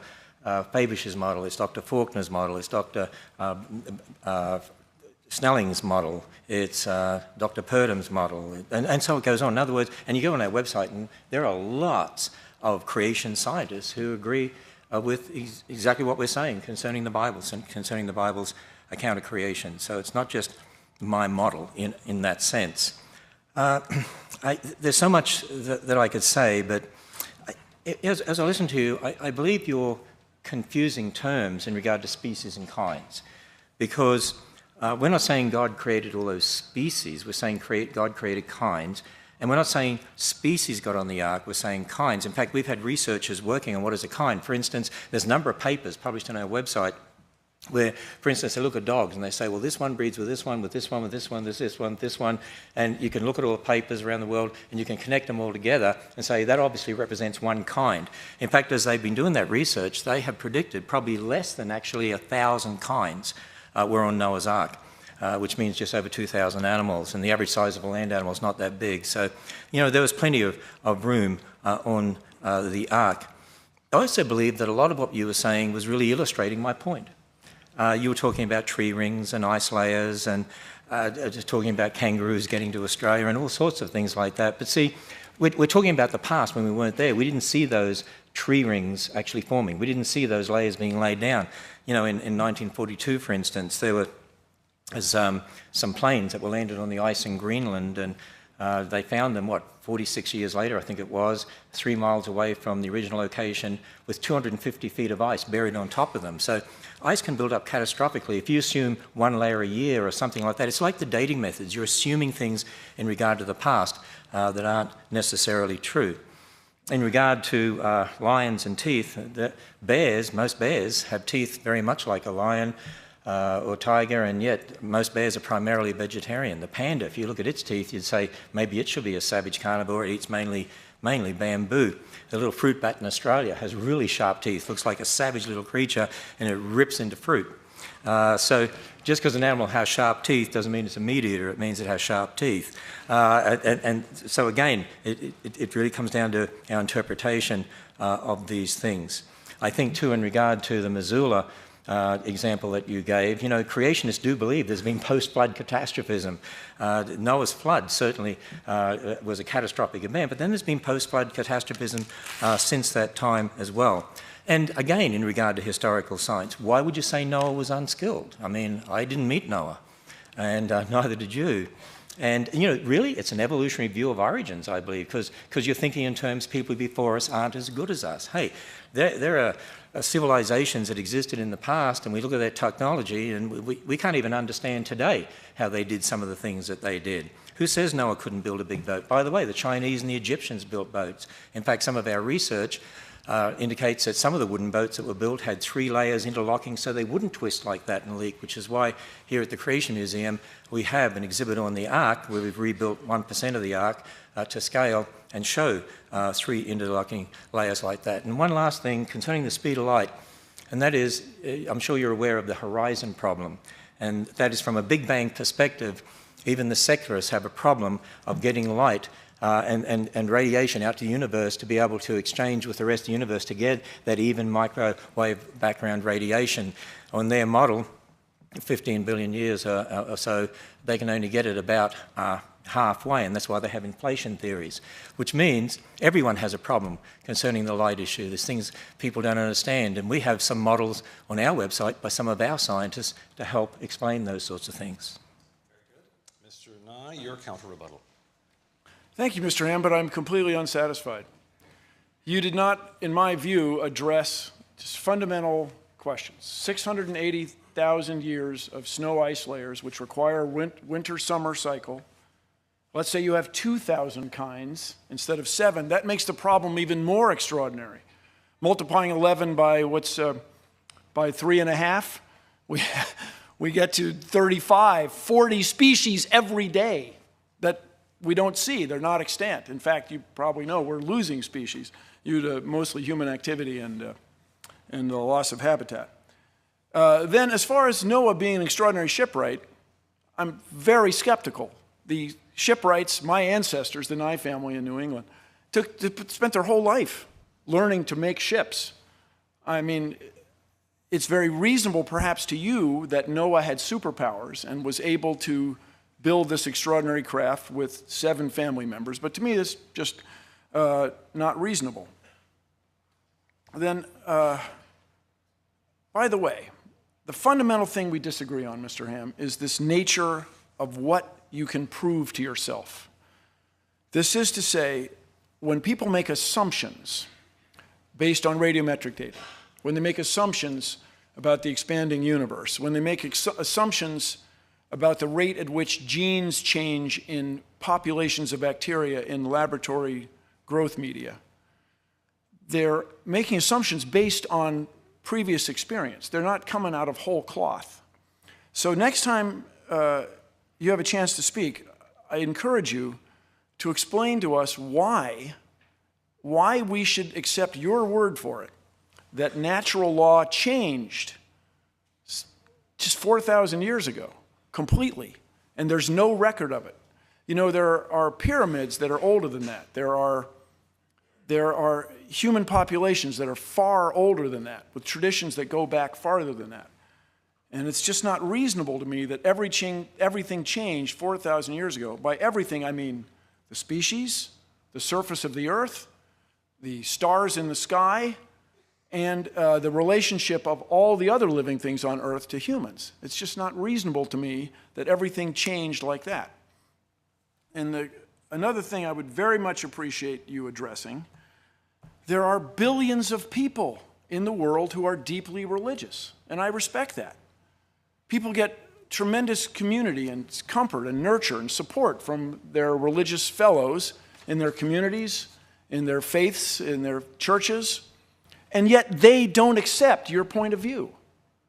There are Christians who don't accept that the earth could somehow be this extraordinarily young age because of all the evidence around them.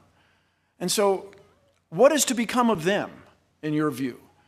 And by the way, this thing started, as I understand it, Ken Ham's creation model is based on the Old Testament. So when you bring in, I'm not a theologian, when you bring in the New Testament, isn't that a little out of the box? I'm looking for explanations of the creation of the world as we know it, based on what I'm going to call science. Not historical science, not observational science. Things that each of us can do, akin to what we do. We're trying to outguess the characters on murder mystery shows, on crime scene investigation especially. What is to become of all those people who don't see it your way? For us in the scientific community, I remind you that when we find an idea that's not tenable, that doesn't work, that doesn't fly, doesn't hold water, whatever idiom you'd like to embrace, we throw it away. We're delighted. That's why I say if you can find a fossil that has swum between the layers, bring it on. You would change the world. If you could show that somehow the microwave background radiation is not a result of the Big Bang, come on. Write your paper, tear it up. So your view that we're supposed to take your word for this book written centuries ago, translated into American English, is somehow more important than what I can see with my own eyes is an extraordinary claim. And for those watching online especially, I want to remind you that we need scientists and especially engineers for the future. Engineers use science to solve problems and make things. We need these people so that the United States can continue to innovate and continue to be a world leader. We need innovation, and that needs science education. Thank you. All right, thank you both. Now we're going to get to the things moving a little bit faster, and I think they may be quite interesting here. It's 40 to 45 minutes, maybe a little bit more actually, we'll have a little more, for questions and answers submitted by our audience here in the Creation Museum. Beforehand, we handed out these cards to everyone. I shuffled them here in the back, and in fact I dropped a lot of them, and then I scooped them up again. And if you saw me sorting through them here, it was to get a pile for Mr. Nye and a pile for Mr. Ham, so that we can alternate reasonably between them. Other than that, the only reason I will skip over one is if I can't read it, or if it's a question that I don't know how to read because it doesn't seem to make any sense, which sometimes happens just because of the way people write. What's going to happen is we're going to go back and forth between Mr. Nye and Mr. Ham. Each debater will have 2 minutes to answer the question addressed to him, and then the other will have 1 minute to also answer the question, even though it was addressed to the other man. And I did pull one card aside here because I noticed it was to both men, so we may be able to get to that at some point. Mr. Ham, you've been up first. If you'll hop up first this time, and Mr. Nye, you can stand by for your responses. 2 minutes. How does creationism account for the celestial bodies, planets, stars, moons, moving further and further apart, and what function does that serve in the grand design? Well, when it comes to looking at the universe, of course, we believe that in the beginning God created the heavens and the earth, and I believe our creationist astronomers would say, yeah, you can observe the universe expanding. Why God is doing that? In fact, in the Bible, it even says he stretches out the heavens and seems to indicate that there is an expansion of the universe. And so we would say, yeah, that you can observe that. That fits with what we call observational science, exactly why God did it that way. I can't answer that question, of course, because, you know, the Bible says that God made the heavens for his glory, and that's why he made the stars that we see out there, and it's to tell us how great he is and how big he is. And in fact, I think that's the thing about the universe. The universe is so large, so big out there. One of our planetarium programs looks at this, where we go in and show you how large the universe is, and I think it shows us how great God is, how big he is, that he's an all-powerful God, he's an infinite God, an infinite, all-knowing God who created the universe to show us his power. I mean, can you imagine that? And the thing that's remarkable in the Bible, for instance, says on the fourth day of creation, and oh, he made the stars also. It's almost like, oh, by the way, I made the stars. And just to show us, he's an all-powerful God. He's an infinite God. So I made the stars, and he made them to show us how great he is. And he is. He's an infinite creator God. And the more that you understand what that means, that God is all-powerful, infinite, you stand back in awe, you realize how small we are, you realize, wow, that God would consider this planet is so significant that he created human beings here, knowing they would sin, and yet stepped into history to die for us and be raised from the dead, to offer us the free gift of salvation. Wow, what a God. And that's what I would say when I see the universe as it is. Mr. Nye, 1 minute. Any response? There's a question that troubles us all from the time we are absolutely youngest and first able to think. And that is, where did we come from? Where did I come from? And this question is so compelling that we've invented the science of astronomy. We've invented life science. We've invented physics. We've discovered these natural laws so that we can learn more about our origin and where we came from. To you, when it says he invented the stars also, that's satisfying. You're done. Oh, good. Okay. To me, when I look at the night sky, I want to know what's out there. I'm driven. I want to know if what's out there is any part of me, and indeed it is. The oh, by the way, I find compelling, you are satisfied. And the big thing I want from you, Mr. Ham, is can you come up with something that you can predict? Do you have a creation model that predicts something that will happen in nature? And that's time. Mr. Nye, the next question is for you. How did the atoms that created the Big Bang get there? This is the great mystery. You've hit the nail on the head. No, this is so, what was before the Big Bang? This is what drives us. This is what we want to know. Let's keep looking. Let's keep searching. When I was young, it was presumed that the universe was slowing down. It's a Big Bang, except it's in outer space. There's no air, so it goes out like that. And so people presumed that it would slow down, that the universe, the gravity especially, would hold everything together, and maybe it's going to come back and explode again. And people went out, and the mathematical expression is the universe flat? This is a mathematical expression. Will the universe slow down asymptotically without ever stopping? Well, in 2004, Saul Perlmutter and his colleagues went looking for the rate at which the universe was slowing down. Let's go out and measure it. And we do it with this extraordinary system of telescopes around the world, looking at the night sky, looking for supernovae. These are standard brightness that you can infer distances with. And the universe isn't slowing down. It's accelerating. The universe is accelerating in its expansion. And do you know why? Nobody knows why. Nobody knows why. And you'll hear the expression nowadays, dark energy, dark matter, which are mathematical ideas that seem to reckon well with what seems to be the gravitational attraction of clusters of stars, galaxies, and their expansion. And then isn't it reasonable that whatever is out there causing the universe to expand is here also? And we just haven't figured out how to detect it. My friends, suppose a science student from the Commonwealth of Kentucky pursues a career in science and finds out the answer to that deep question. Where did we come from? What was before the Big Bang? To us, this is wonderful and charming and compelling. This is what makes us get up and go to work every day, is to try to solve the mysteries of the universe. And that's time. Mr. Ham, a response? Bill, I just want to let you know that there actually is a book out there that actually tells us where matter came from.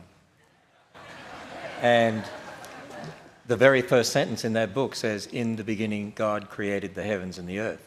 And really, that's the only thing that makes sense. It's the only thing that makes sense of why not just matter is here, where it came from, but why matter, when you look at it, we have information and language systems that build life, not just matter. And where did that come from? Because matter can never produce information. Matter can never produce a language system. Languages only come from intelligence. Information only comes from information.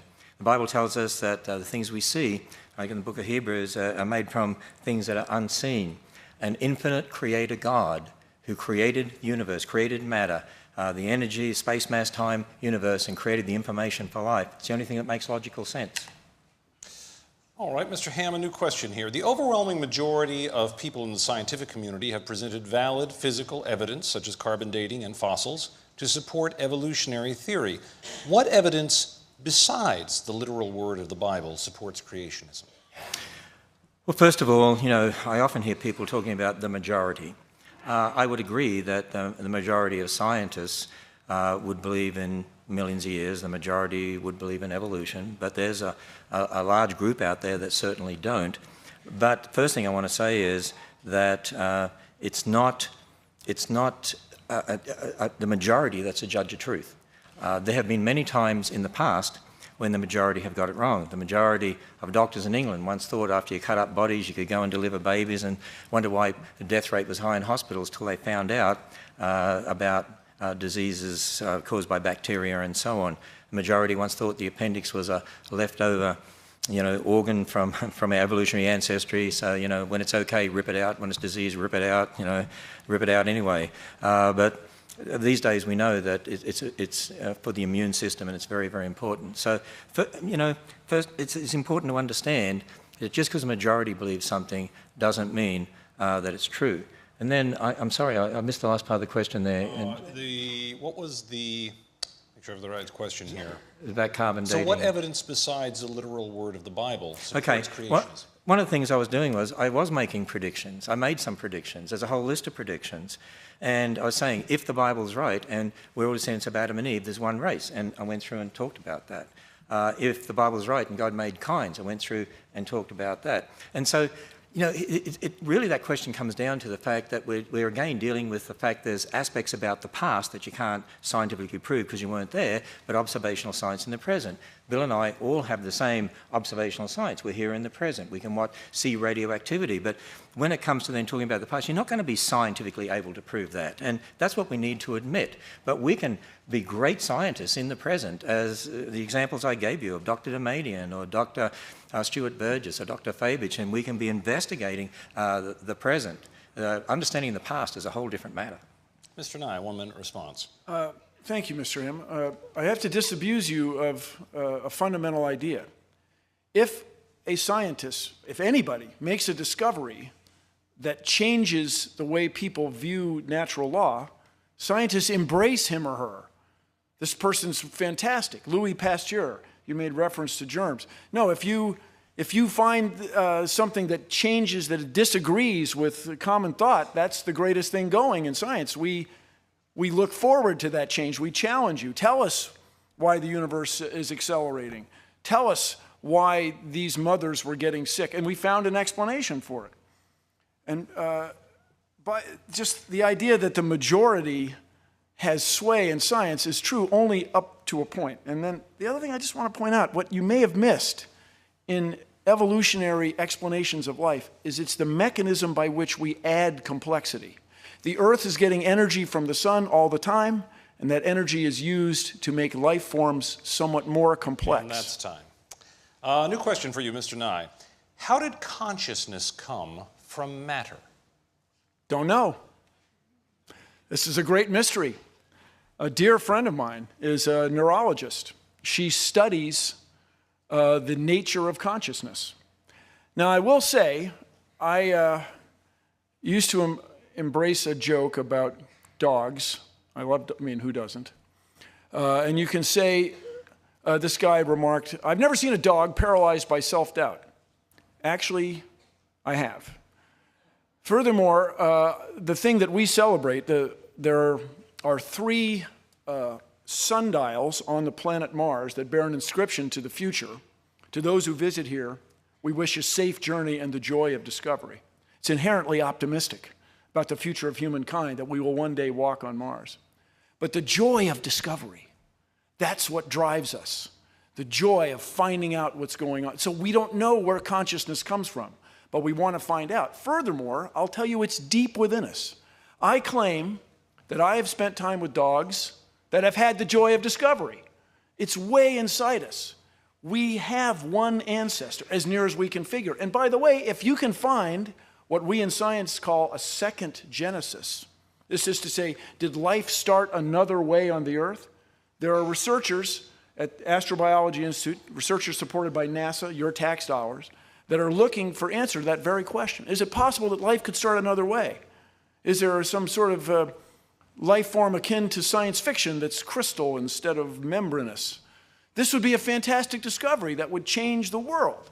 The nature of consciousness is a mystery. I challenge the young people here to investigate that very question.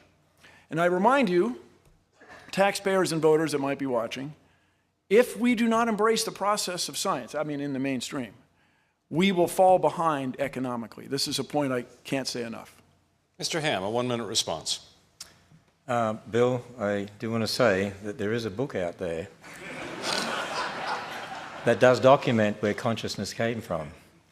And in that book, the one who created us said that he made man in his image, and he breathed into man, and he became a living being. And so the Bible does document that. That's where consciousness came from, that God gave it to us. And the other thing I want to say is, I'm sort of a little, I have a mystery. And that is, you talk about the joy of discovery, but you also say that when you die, it's over, and that's the end of you. And if when you die, it's over, and you don't even remember you were here, what's the point of the joy of discovery anyway? I mean, in an ultimate sense. I mean, you won't ever know you were ever here, and no one who knew you will know they were ever here ultimately, so what's the point anyway? I love the joy of discovery because this is God's creation, and I'm finding more out about that to take dominion for man's good and for God's glory. Time. Mr. Ham, a new question. This is a simple question, I suppose, but one that actually is fairly profound for all of us in our lives. What, if anything, would ever change your mind?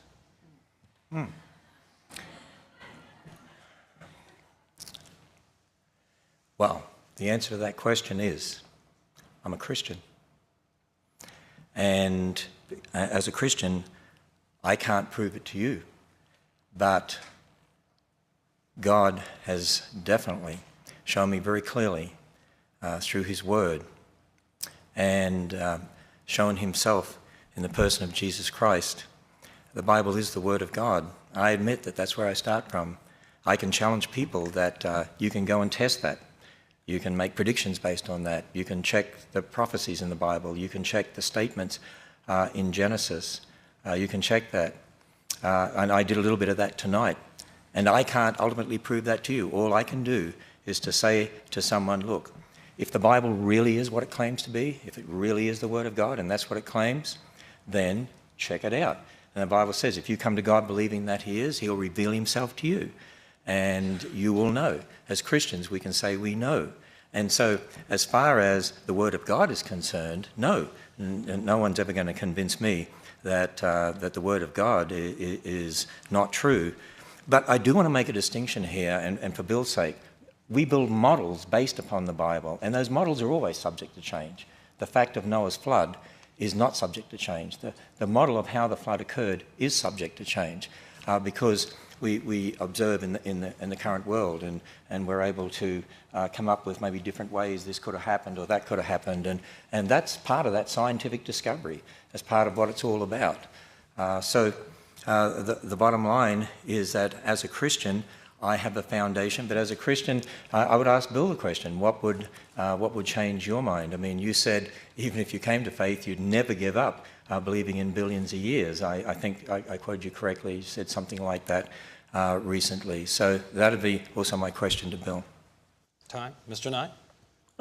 We would just need one piece of evidence. We would need the fossil that swam from one layer to another. We would need evidence that the universe is not expanding. We would need evidence that the stars appear to be far away, but they're not.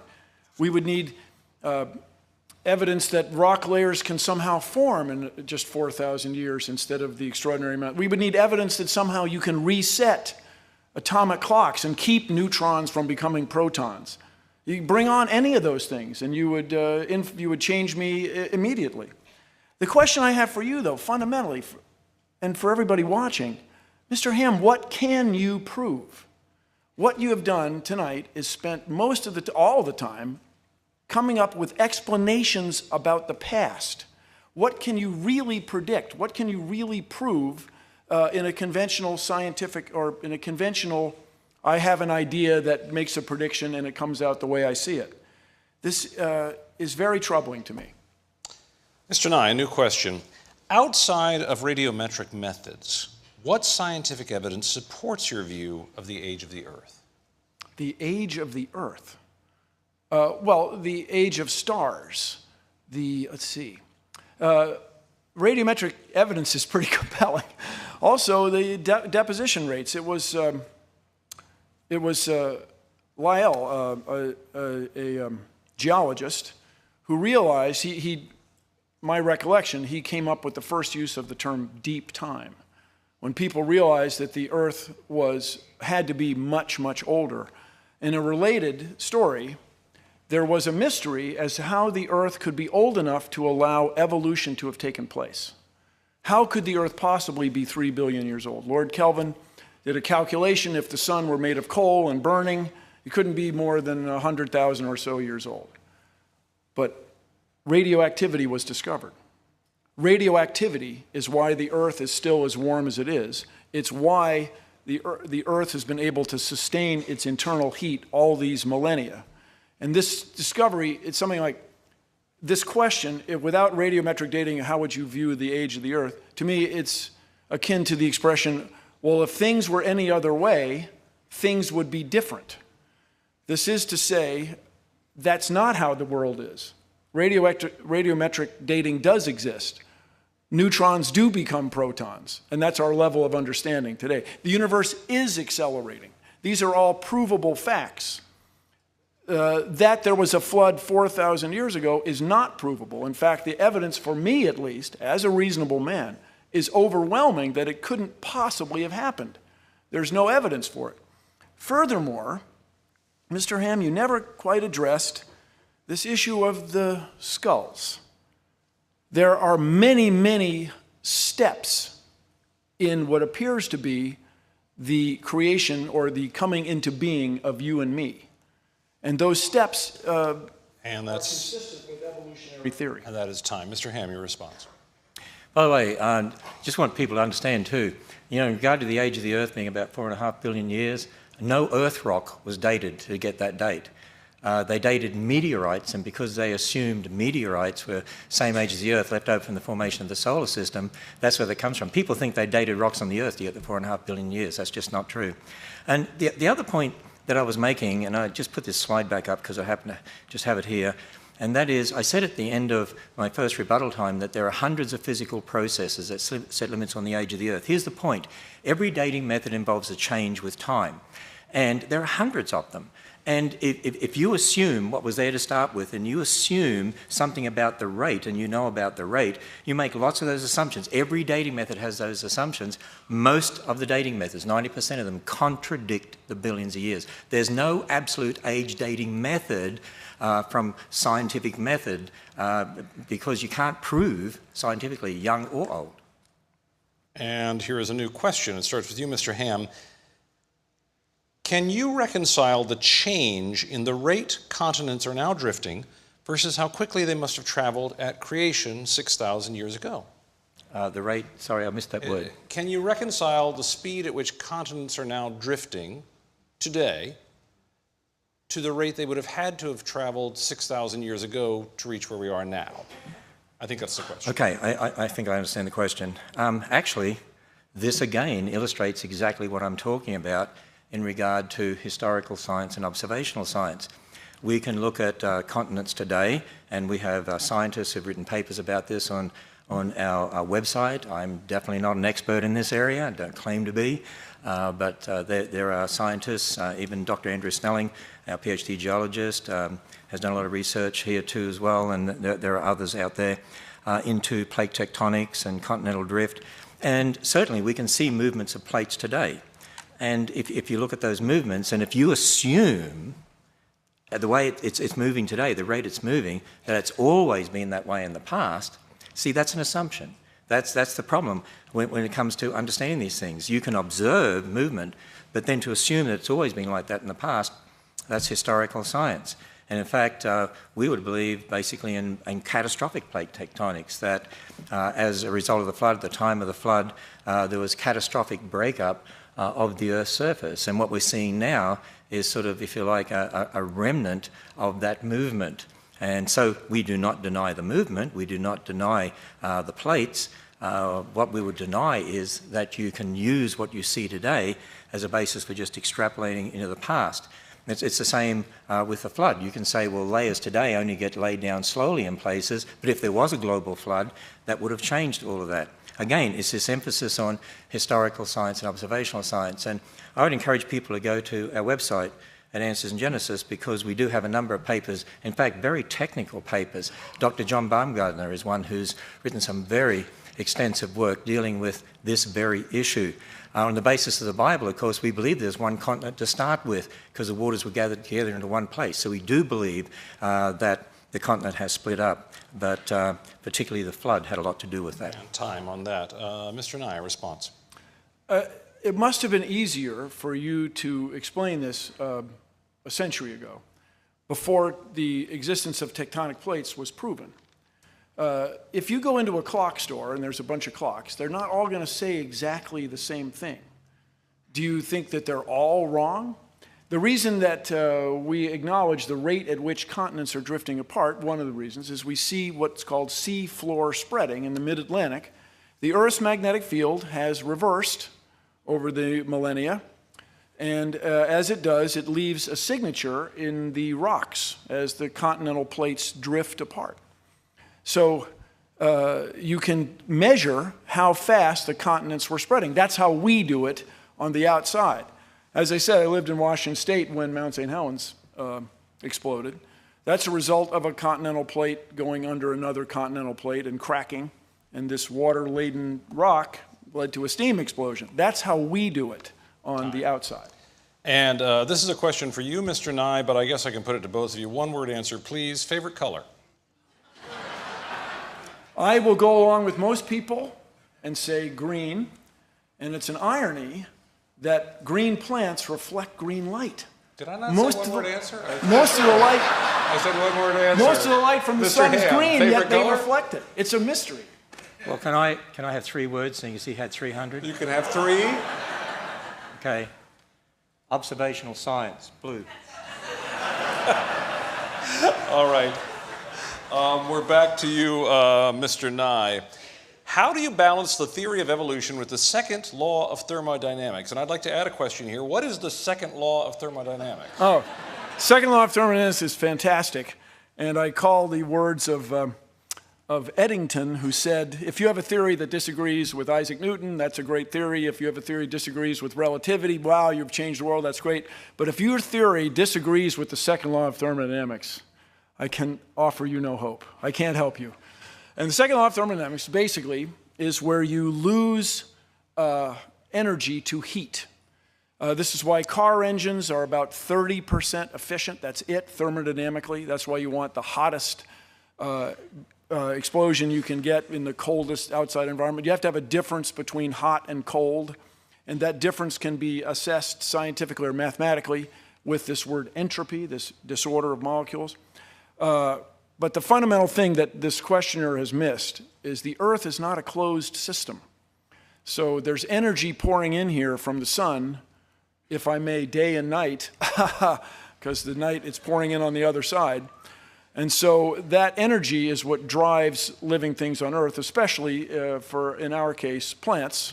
By the way, if you're here in Kentucky, about a third and maybe a half of the oxygen you breathe is made in the ocean by phytoplankton, and they get their energy from the sun. So the second law of thermodynamics is a wonderful thing. It has allowed us to have everything you see in this room, because our power generation depends on the robust and extremely precise computation of how much energy is in burning fuel, whether it's nuclear fuel or fossil fuel or some extraordinary fuel to be discovered in the future.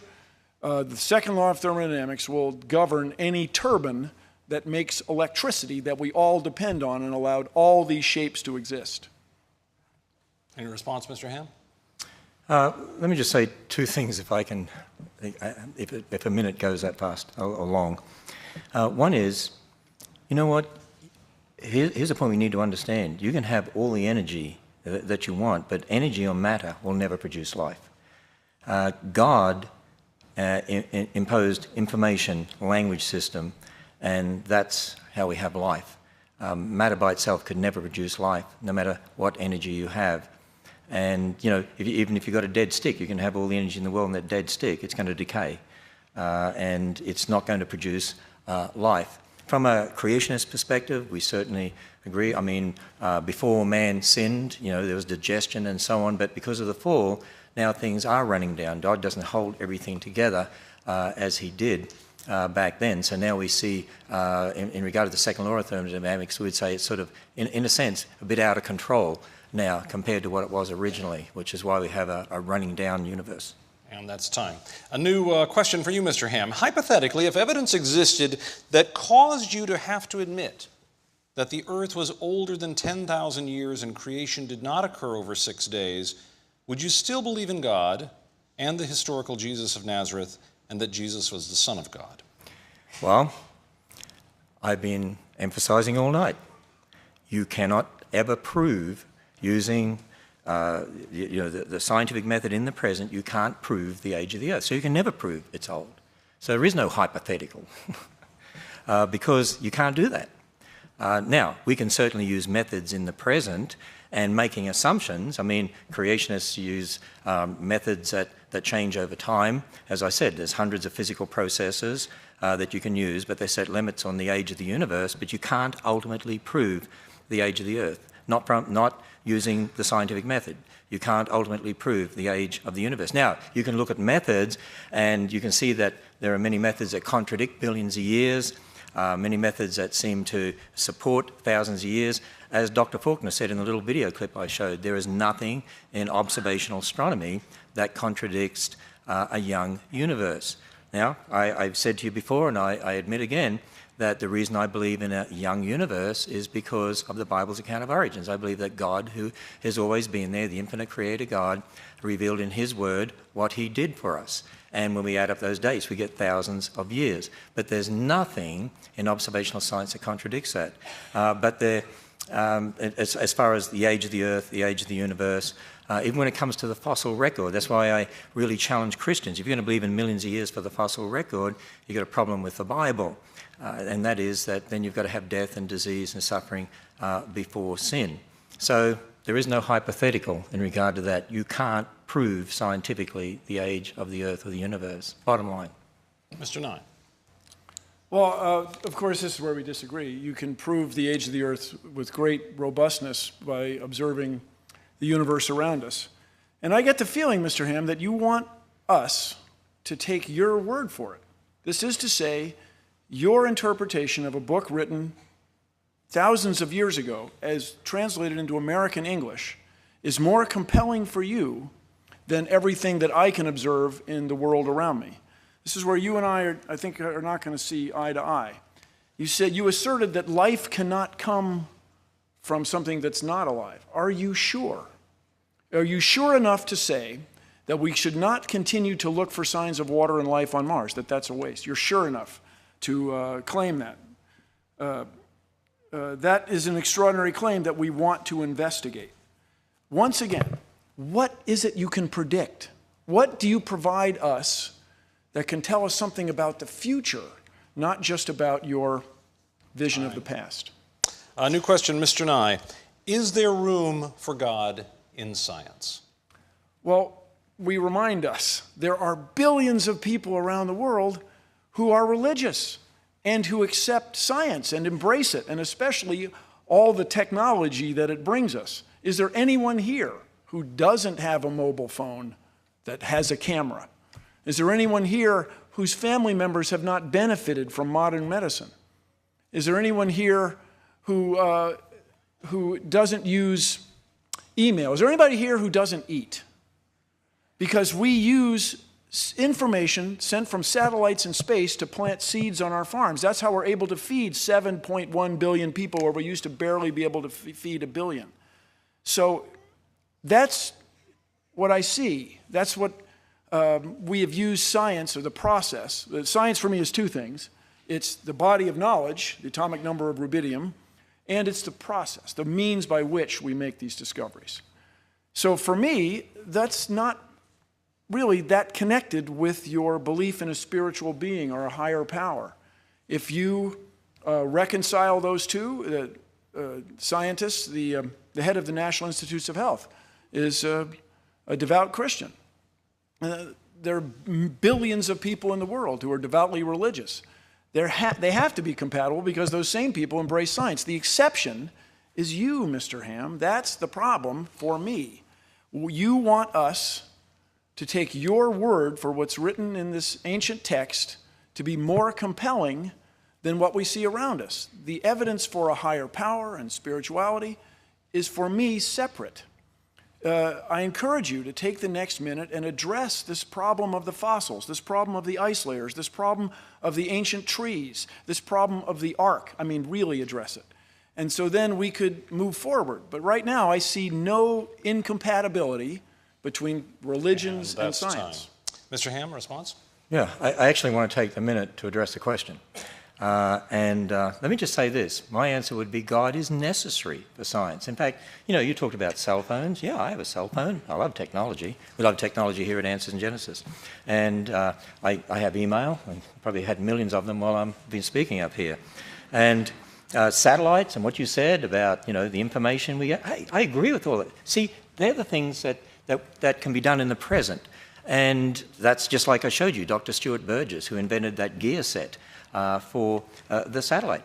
Creationists can be great scientists. But see, I say God is necessary because you have to assume the laws of logic. You have to assume the laws of nature. You have to assume the uniformity of nature. And that was the question I had for you. Where does that come from if the universe is here by natural processes? Christianity and science, the Bible and science go hand in hand. We love science. But again, you've got to understand, inventing things, that's very different than talking about our origins. Two very different things. Mr. Ham, a new question. Do you believe the entire Bible is to be taken literally? For example, should people who touch pig's skin, I think it says here, be stoned? Can men marry multiple women? Do I believe the entire Bible should be taken literally? Well, remember in my opening address, I said we have to define our terms. So when people ask that question, say literally, I have to know what that person meant by literally. Now, I would say this. If you say naturally, and that's what you mean by literally, I would say, yes, I take the Bible naturally. What do I mean by that? Well, if it's history, as Genesis is, it's written as typical historical narrative, you take it as history. If it's poetry, as we find in the Psalms, then you take it as poetry. It doesn't mean it doesn't teach truth, but it's not a cosmological account in the sense that Genesis is. There's prophecy in the Bible. And there's literature in the Bible, concerning future events and so on. So if you take it as written, naturally, according to the type of literature, and you let it speak to you in that way, that's how I take the Bible. It's God's revelation to man. He used different people. The Bible says that all Scripture is inspired by God, so God moved people by His Spirit to write His words. And also there's a lot of misunderstanding in regard to Scripture and in regard to the Israelites. I mean, we have laws in our civil government here in America that the government sets. Well, there were certain laws for Israel. And, some people take all that out of context and then they try to impose it on us today as Christians and say, you should be obeying those laws. It's a misunderstanding of the Old Testament. It's a misunderstanding of the New Testament. And again, it's important to take the Bible as a whole, interpreting Scripture as Scripture. If it really is the Word of God, then there's not going to be any contradiction which says not. And by the way, when men were married to multiple women, there were lots of problems. And the Bible condemns that for what it is, and the Bible is very clear. The Bible is a real book. There were people who did things that were not in accord with Scripture, and it records this for us. It helps you understand it's a real book. But marriage was one man for one woman. Jesus reiterated that in Matthew 19, as I had in my talk. And so those that did marry multiple women were wrong. Time there. Mr. Nye, response.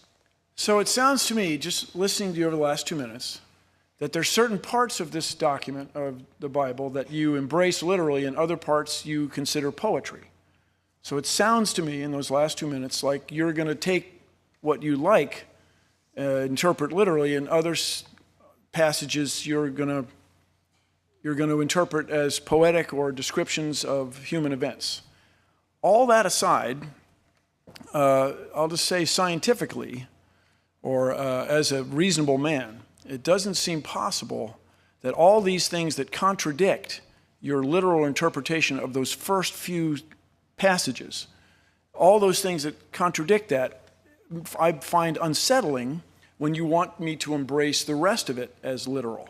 Now, as I say, am not a theologian, but we started this debate, is the Ken Ham's creation model viable? Does it hold water? Can it fly? Does it describe anything? And I'm still looking for an answer. And time on that. Mr. Nye, here's a new question. I believe this was miswritten here because they've repeated a word, but I think I know what they were trying to ask. Have you ever believed that evolution was accomplished through way of a higher power? I think that's what they're trying to ask here. This is the intelligent design question, I think. If so, why or why not? Why could not the evolutionary process be accomplished in this way? Okay, I think you may have changed the question just a little bit. No, it's all good. The word-for-word question is, have you ever believed that evolution partook through way of evolution? I think I thought, but let me introduce these ideas for Mr. Ham to comment. The idea that there's a higher power that has driven the course of the events in the universe and our own existence is one that you cannot prove or disprove. And this gets into this expression agnostic. You can't know. I'll grant you that. When it comes to intelligent design, which is, if I understand your interpretation of the question, intelligent design has a fundamental misunderstanding of the nature of nature. This is to say, the old expression is if you were to find a watch in the field and you'd pick it up, you would realize that it was created by somebody who was thinking ahead, somebody with an organization chart with somebody at the top, and he'd order screws from screw manufacturers and springs from spring manufacturers and glass crystals from crystal manufacturers. But that's not how nature works. This is the fundamental insight in the explanation for living things that's provided by evolution. Evolution is a process that adds complexity through natural selection. This is to say, nature has its mediocre designs eaten by its good designs. And so the perception that there's a designer that created all this is not necessarily true, because we have an explanation that is far more compelling and provides predictions and things are repeatable. I'm sure, Mr. Ham, here at the facility, you have an organization chart. I imagine you're at the top, and it's a top-down structure. Nature is not that way. Nature is bottom-up. This was the discovery. Things merge up. Whatever makes it keeps going. Whatever doesn't make it falls away. And this is compelling and wonderful and fills me with joy and is inconsistent with a top-down view. And that's time. Mr. Ham. What Bill Nye needs to do for me is to show me an example of something, some new function that arose that was not previously possible from the genetic information that was there. And I would claim and challenge you that there is no such example that you can give. That's why I brought up the example in my presentation of Lenski's experiments in regard to E. coli, and there were some that seemed to develop the ability to exist on citrate, but as Dr. Fabich said, from looking at his research, he's found that that information was already there. It's just a gene that switched on and off. And so there is no example because, you know, information that's there in the genetic information of different animals, plants, and so on, there's no new function that can be added. Certainly great variation within a kind, and that's what we look at. But you'd have to show an example of brand new function that never previously was possible. There is no such example that you can give anywhere in the world. Fresh question here. Mr. Ham, name one institution, business, or organization other than a church, amusement park, or the Creation Museum that is using any aspect of creationism to produce its product. Any scientist out there, Christian or non-Christian, that is involved in inventing things, involved in a scientific method, is using creation. They are, because they're borrowing from a Christian worldview. They're using the laws of logic. I keep emphasizing that. I want Bill to tell me, in a view of the universe, it's a result of natural processes, explain where the laws of logic came from. Why should we trust the laws of nature? I mean, are they going to be the same tomorrow as they were yesterday? In fact, some of the greatest scientists that ever lived, Isaac Newton, James Clerk Maxwell, Michael Faraday, were creationists. And as one of them said, you know, he's thinking God's thoughts after him. And that's really, modern science really came out of that thinking, that we can do experiments today and we can do the same tomorrow. We can trust the laws of logic. We can trust the laws of nature. And if we don't teach our children correctly about this, they're not going to be innovative. And they're not going to be able to come up with inventions to advance in our culture. And so I think the person was trying to get out that, see, you know, there are lots of secularists out there doing work and they don't believe in creation and they come up with great inventions. Yeah, but my point is they are borrowing from the Christian worldview to do so. And as you saw from the video quotes I gave, people like Andrew Fabich and also Dr. Faulkner have published in the secular journals. There's lots of creationists out there who publish. People might know that they're creationists because the topic doesn't specifically pertain to creation versus evolution, but there's lots of them out there. In fact, go to our website, there's a whole list there of scientists who are creationists, who are out there doing great work in this world and helping to advance technology. Mr. Nye. There's a reason that I don't accept the Ken Ham model of creation, is that it has no predictive quality, as you touched on. And something that I've always found troubling. It sounds as though, and next time around you can correct me, it sounds as though you believe your worldview, which is a literal interpretation of most parts of the Bible, is correct. Well, what became of all those people who never heard of it, never heard of you? What became of all those people in Asia? What became of all those First Nations people in North America? Were they condemned and doomed? I mean, I don't know how much time you spent talking to strangers, but they're not sanguine about that. To have you tell them that they are inherently lost or misguided, it's very troubling. And you say, there are no examples in nature. There are countless examples of how the process of science makes predictions. Mr. Nye, since evolution teaches that man is evolving and growing smarter over time, how can you explain the numerous evidences of man's high intelligence in the past? Hang on. There's no evidence that humans are getting smarter. No, especially if you ever met my old boss. No, it's that what happens in evolution, and it's a British word that was used in the middle 1800s, it's survival of the fittest. And in this usage, it doesn't mean the most push-ups or the highest scores on standardized tests. It means that those that fit in the best. Our intellect, such as it is enabled us to dominate the world. I mean, the evidence of humans is everywhere. James Cameron just made another trip to the bottom of the ocean, the deepest part of the ocean, the first time since 1960. And when they made the first trip, they found a beer can. Humans are everywhere.